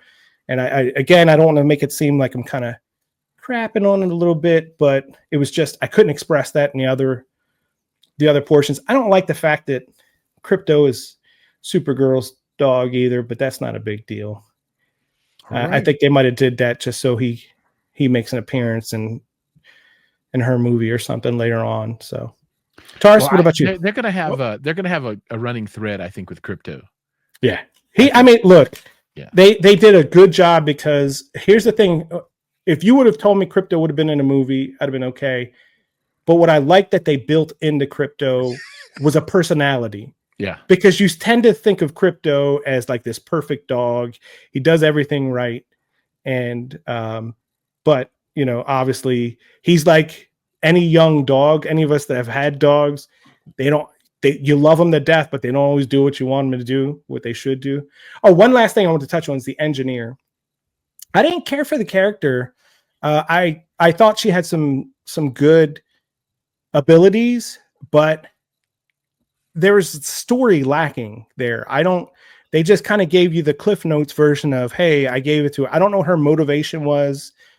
I don't know why if it was like she likes Lex or she just hates Superman. I didn't get I know, and this is where I said, again, this is where we sacrifice things for future story. I know that they're setting up an Authority movie or potential Authority movie. I don't know if it's still on track to come out, but where they'll probably delve into some of her backstory. But and she did anybody else pick up on the weird way she walked? No. She walked really weird, like her mannerisms. And I hope that's not just, I'm not trying to like, that's just her in real life. The actress, if it is, I super feel bad, and I apologize to the actress. But I was just picking up on her body movement. Her body movements were really awkward to me, especially. And then there's some things that was kind of like unnecessary. There's this one scene where they first get in the fortress and she flips backwards and she just reassembles her body. That was like, not necessary. You just turned around. I don't get it. Yeah, it was like, that was a lot for nothing. Yeah, and she like flipped and then yes. If she had used it later in the movie, her hands became her feet and her feet became her hands, and I was like, it was kind of awkward. I was like, why? You could have just done this and you've done the same thing, right, bro? I was like, but hey, whatever. I just didn't care. I just wish she had some cool abilities. I just don't know the storyline of that. I felt like that was just kind of like, hey, she just hates him. Boom, we're done. You know. Tars, sorry about that. Well, for the sake of time, you guys have pretty much covered everything that I typically would have covered. So I'm going to go ahead and move on from it. The only question that I do have is, where was Will Reeve in the movie? I didn't catch him. He was the reporter. I thought it was pretty obvious. He was the reporter when they went to The update. I can't remember exactly. I think that we were cut through. If you remember the announcement, it might have been when the video was coming out of his parents or something, but he was the first one they cut to from the Daily Planet. So it was just kind of a moment with him. Yeah. Okay. I mean, but it was pretty upfront. That's why I was surprised you missed him. Yeah, I didn't really pay attention to it. Okay. All right, really, guys. Well, you had some really good snacks then, didn't you? Oh man, you won't believe the snacks I had. I was eating good in that theater. Taurus was focused on his snacks at that one scene. I actually did leave once to change my drink, so that might have been. Oh, maybe it was there then. Maybe that's what it was. All right, guys. Well, because of time, we're already at 2 hours. We're going to go ahead and pass on what we've been watching. Let's go straight to the open forum. Let's go to open forum, and I want to start out with Giles on this one. Ooh. Giles, tell us a little bit about what you were doing or anything that you want to discuss for open forum, my friend.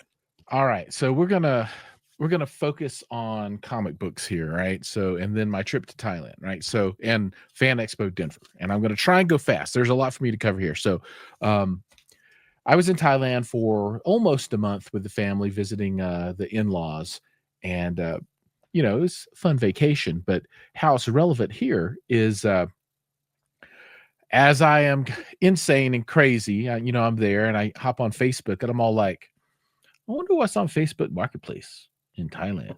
And I searched for comic books and I found this dude, and he was selling a bunch of DC Silver Age comics. And, it's all like Hawkman 1 through 20, which has got first Zatanna, and Hawkman 4 Deathman first appearance.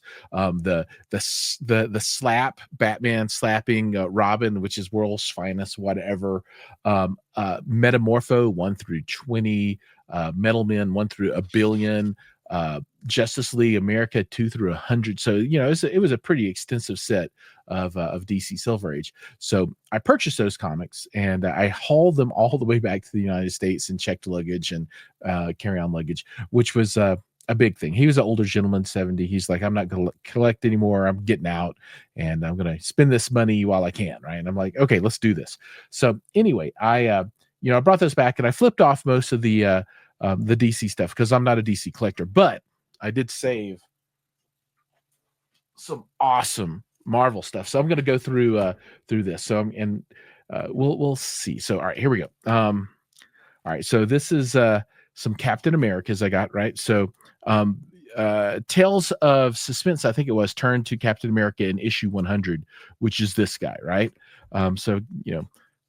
This one, went there 89. Then when it hit 99, the next one was Captain America 100.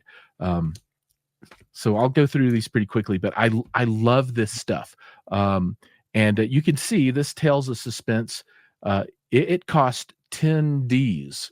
I don't know what 10 Ds are, but it's this is obviously the British edition.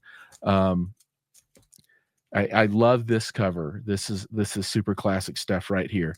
There was a Nova #1, the Iron Man and Submariner #1, Bullseye, first Bullseye, so Daredevil 133, a full run of Captain Marvel from 1 through 17, and an Iron Man #4, Moon Knight 1 through 5 or 6. So a lot of good stuff there.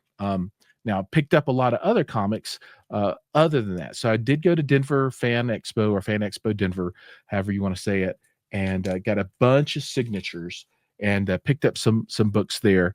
I'm a big Psylocke fan, so I'm picking up some Psylocke covers. There's some Wolverine covers that I've been looking for that I picked up. Red Sonja, the second run, I think it was, in the 80s. So this is #1 and #2. Started a special project with some of the artists there. So I'm going to do a Conan with 4 characters sketched out by different artists that have done work on the Conan series.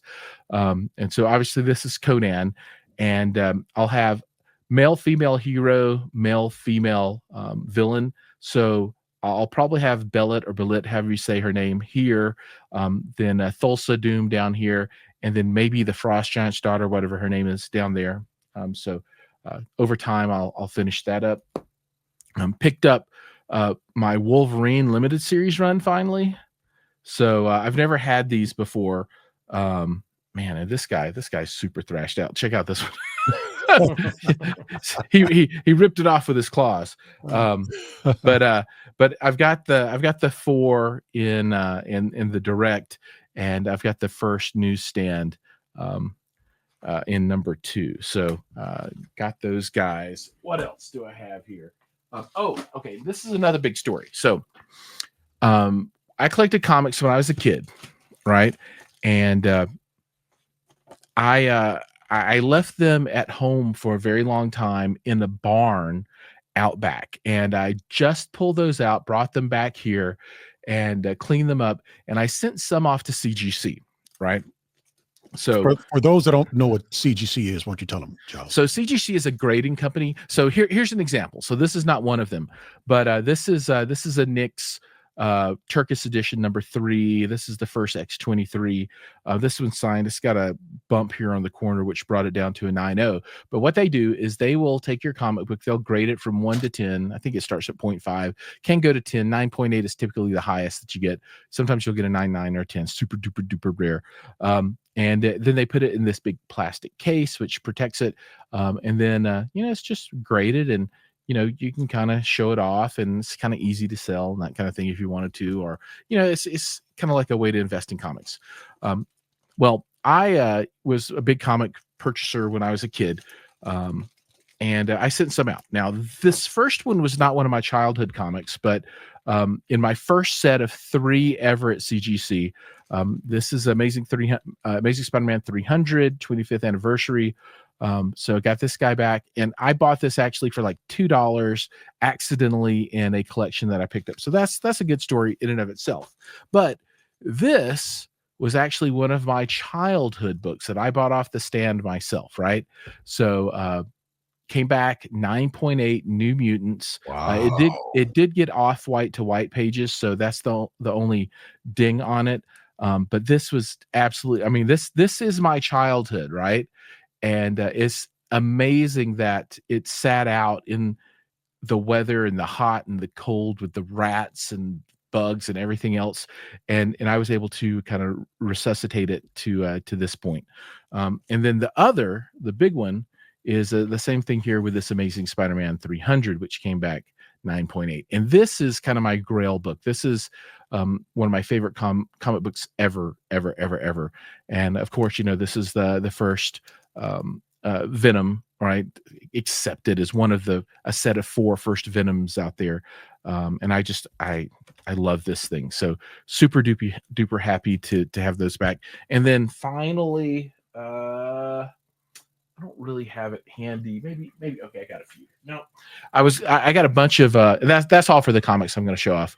But I got a bunch of books signed at Fan Expo Denver, and it was really nice to meet some of the comic book artists and that kind of stuff there. So big heavy comic book month for me for collecting, particularly since I was out of the country the vast majority of the month. So good times. Oh, all right, this is another good story. Bring your image up, Giles. We want to see you. Sorry. We're looking at your hands. My bad. So this is at Fan Expo Denver, and I had Sports Illustrated from the 80s when Tyson was 19, his first appearance and first cover. So it's the Kid Dynamite cover, Sports Illustrated, and which I acquired in a comic book purchase accidentally. And I'm like, okay, things are working out, and he's going to be there. I'm going to get this thing signed. And so we're standing in line waiting to go in, and my buddy says, hey, do you think you can get a remark? And so what a remark is, you can get an artist to sign your comic book, and then they'll doodle a little picture on it, right? And that's called a remark. And they said, why don't you get Tyson to do a remark and draw his tattoo on his 19-year-old face, right? Which would have been amazing. It would have been a 101 absolutely for sure, because there's not another one out there. And there's a reason there's not another one out there, because as I'm going through this line, and this is me just after I did this. So I walk up, and you can see my magazine right there under the guy's hand. So they've already slid it past him. He's on to the next person. But I set the magazine down. They take it and put it in front of him, and he's starting to sign his name. And I'm like, Mr. Tyson, you think you could draw your tattoo on your face? And the guy standing beside him, behind him there, he looks at me and very firmly and very loudly says, "No, sir." Moves the comic on, and then I'm all chastised right here, like, holy snap, that dude just said GTFO, Hey, that sounds like an experience that Anthony and I had when we went to Stan Lee. I knew you were going to do it. I knew you were going to bring that up. Comic Con. What happened with yours? Gave Anthony that same look. Yeah, So we waited 3 hours and spent quite a bit of money to have our picture with Stan Lee. He was 3 hours late, Tars? About or that. 2 hours late. We waited 3 hours, but he was 2 hours late. mm-hmm. And they told us you're not to speak to him. I was like, I'm going to talk to him. He seems pretty cool. I've seen him on Big Bang Theory. He seems very friendly. Yeah, I asked him if he would mind making a silly face and point back at me, because that was my thing back in the day. And immediately security came up, and he still allowed me to get my picture taken. But if you compare his face in Taurus's photo to his face in my photo, he did point, to his credit, at me like I had requested, but he was not smiling whatsoever. His face looked like he was giving him the middle finger with his eyes. Basically. It absolutely does. So that did remind me of your experience, Giles.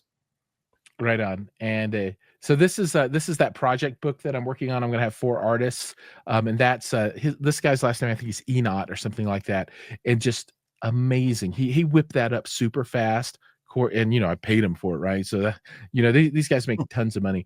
But yeah, I'm super happy with that. That's Christopher Priest and Joe Quesada. They signed a couple of books for me, and they were nice enough to pose with me. Man, it's just so cool. That's Art Germ and his buddies back there behind me there. Art Germ, I got like 11 signatures from him. That adds up, and a remark for $150. So, oh shoot, my wife is going to watch this. You're already in trouble, Jones. Yeah.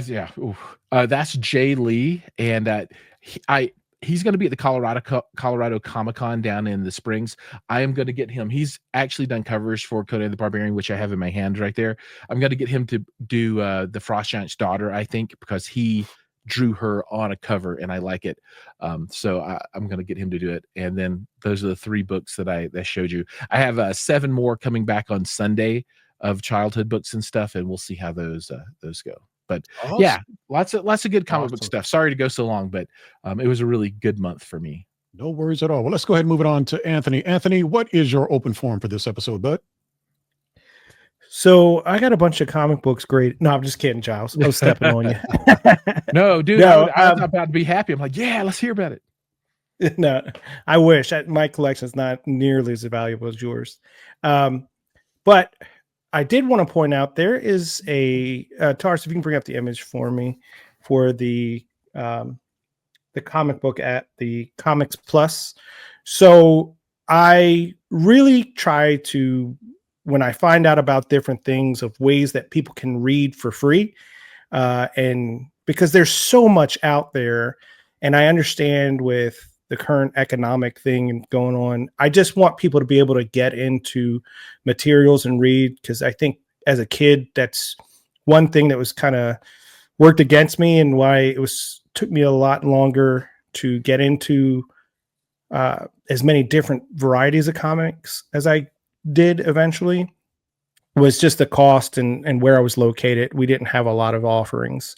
So for those who have a local library card, similar to some of the other apps I've talked about, like Libby and there's another one I can't remember the name of, but this Comics Plus goes by your library. So if you've got a local library card, you can download this app to your iPad, to your phone, or whatever, and then you just register your library card on here, and you get a nice backlog of Image.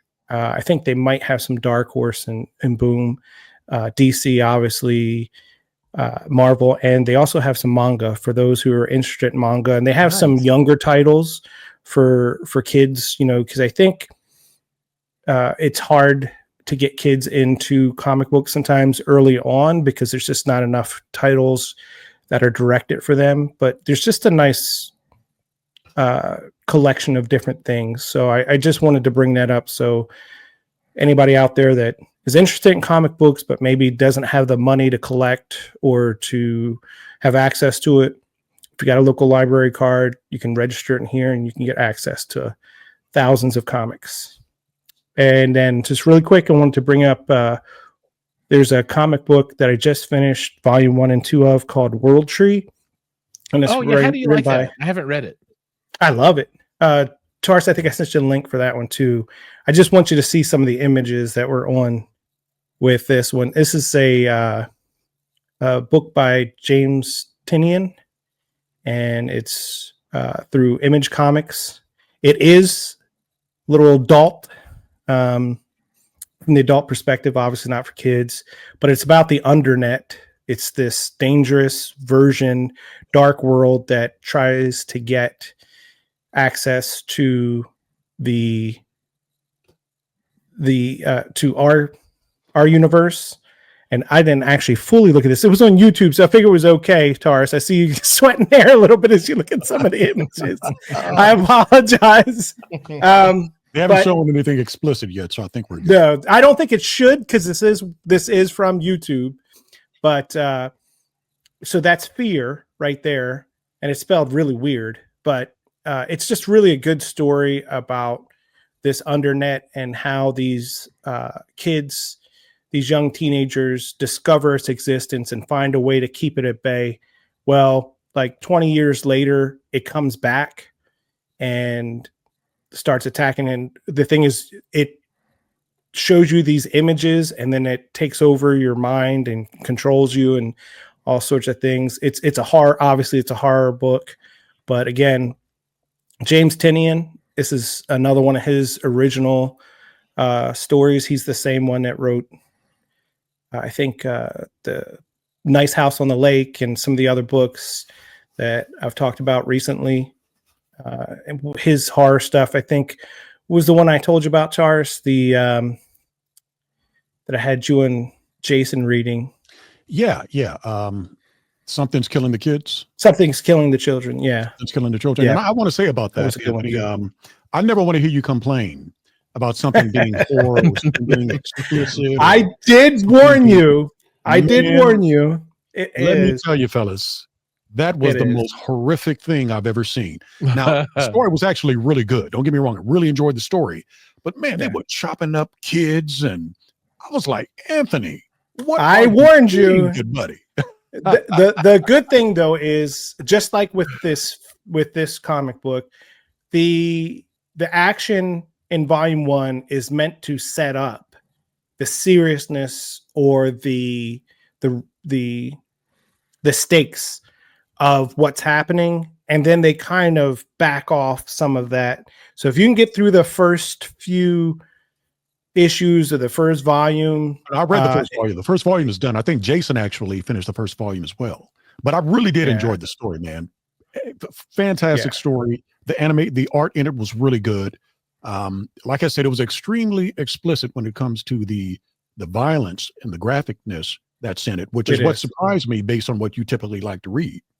And and if you remember when I first brought it up, I had been wanting to read it for years, but I just would not, because of the subject matter. I just didn't think I could handle it. And I just had so many people keep talking about it. And I was like, you know what? I've just got to power through. I just want to see it. I want to be able to, because I love his writing. If you can get past the visuals, sometimes the story is just so good. And the way he develops his characters and the plot lines, it's the same thing with World Tree. It's a little bit shocking at first, some of the imagery and the stories, but then you fall back to, okay, now what are we going to do about this? And then it goes back into the origins and some of the background of the characters and the development. Okay. So it's not all like that. So the only thing I don't want to hear from you anymore is I don't want to watch that. I know. Too explicit. I don't want to play. I that. know. It's too explicit. I know. Never again, buddy. You've been a bad influence on me, Tars. That's a good thing then. So, what was happening, James? What do you want to share for open forum? Do you have anything for us? So I think, because you give us the opportunity to bring just about anything to this part, that I'm going to continue my second week in a row of a snack. Last time we met, Frank's Red Hot Goldfish was what I brought up. This week, casually on my way to see Superman last night, there's a McDonald's, and on the sign, it's getting dark. It says snack wraps are back. So I went to McDonald's and got me some snack wraps for the ride to the movie theater. They did not disappoint. They came out yesterday, was their first official day. I was surprised that they had them, seeing as how it was like 7:00. I figured they'd be sold out. But yeah, snack wraps are back at McDonald's. Right. I've never heard of them. What is a snack wrap? Yeah. What is It's it? basically like a chicken tender with a little bit of lettuce, a little bit of cheese, wrapped in the tortilla, man. Simple. Have you had the Popeyes one? Nah. The Popeyes wrap? I just wonder how it compares to the Popeyes. I don't think I have had that. I usually just get the same thing every time I go to Popeyes. Oh, gotcha. Well, the one thing that I want to say before we close out, and I do mine, is Giles, I did take your recommendation. I took Anthony's open forum recommendation when he recommended Something is Killing the Children. You recommended Delicious in Dungeon when you were on the show last. I actually did finish that whole first season of that series. Fantastic watch. It's Man, I had a great fantastic. time watching it. Yeah, it's really good. It's really Had a good. really, really fun time with it. And I'm an anime fan. I do enjoy anime quite a bit. So when somebody makes a good recommendation, I usually will at least check it out. I'll check out the first 3 episodes. And if I like it, I'll continue with it. But if it doesn't grab me within those first 3, I'll typically move on to something else. But Delicious in Dungeon was a good recommendation. I do appreciate you sharing that. And hopefully some of those folks that are listening and watching take that recommendation too. If you enjoy anime, I really do think you'll enjoy that one too. So my open forum, I'm going to make this quick, is I have been doing weekly movie watching. I'm in a movie watching group with some fellas here in San Antonio that actually have fantastic home theaters themselves. So every week we'll get together and we'll watch a movie in one of our fantastic theaters. And I typically don't take pictures at their theaters because I'm an old dude. I want to memorialize the moment. You know what I'm saying? I don't want to be going over their theaters trying to snap pictures, and they just kind of want to chill out, and watch their movie and whatnot. But when they come over to my place, I snap some pictures so that we can memorialize a moment and have a great time, remembering, some of the things that we've done and some of the movies that we've watched. But one of the last movies that we watched at my place was The Accountant 2, and had a really, really good time watching that movie. And typically what I'll do is, I'll put out a spread, for all of us to, to enjoy before we actually start the movie. This particular instance, I had some Texas barbecue. I went to HEB, which is one of our supermarkets here in San Antonio. Oh man, that looks good. Yeah, man. Oh. They've got restaurants within their grocery stores, and fantastic restaurants at that. One of the restaurants in their store is a restaurant called True Texas, right? And True Texas is a barbecue joint, and their barbecue is on freaking point. Now, another store or another restaurant franchise that HEBs will have in them, because they're different stores, they'll have different restaurants in there. They've got one called, I can't think of the name of it right now, but it's like a chicken, kind of a grilled chicken restaurant. Well, they'll have a lot of grilled, meats and that kind of thing. And the sides in that restaurant are just freaking fantastic. So what I did is I went to the True Texas at HEB to get the barbecue. And then I went to this restaurant, this other restaurant inside of HEB to get their sides. And then when you blend them together, you get an awesome dang plate, man. This is my plate right here. This is fatty brisket with the other sausages. The mac and cheese at that one restaurant I was telling you about is on point. Then of course I had to do the beans and rice with this corn dish that they make. Oh, to die for, man. Freaking fantastic. The fellas had a fantastic time enjoying the meal before we actually got started. And then what I'll do is I'll go and grab some some desserts for us, right? You see the nothing bundt cakes. I was going to say, over it on looks the like some butt sides. cakes over there. Yeah. Yeah, got some nothing bundt cakes. Got some little ice cream for us, to have as a little dessert once we were done. Had the drinks all set aside in the mini fridge there, but it's something that we do every week. We do it at different places, like I said. So, since there are 4 of us in the group, 4 or 5, typically it'll roll around to your place once a month. So it's going to be at my place actually tomorrow, and because we do it every Tuesday night. So I got to figure out what I'm going to have as a meal for that particular session that we're going to be doing that day. But I tell you what, though, hey, James, you remember when the Fun Waste of Time first did its first couple podcasts? We didn't have snacks like that when we used to do them in person at his house. Yeah, we had pizza, a coconut pizza and nuts. Now they got brisket. I know, from 3 different places and whatnot. No wonder the budget's been cut on our show. It's going to Taurus in his brisket buddies. Hey, but at least you had something when you done. Hey, you should call brisket in the movie. We've been doing this podcast since 2015, right? Yeah. We did it for almost a year back in 2015. And I had to go and do some work overseas. And then when I came back, I was building my house. So it took a little while for us to get set back up. So we started the show back up in late December of, I think, 2018 or 2019, January 2019.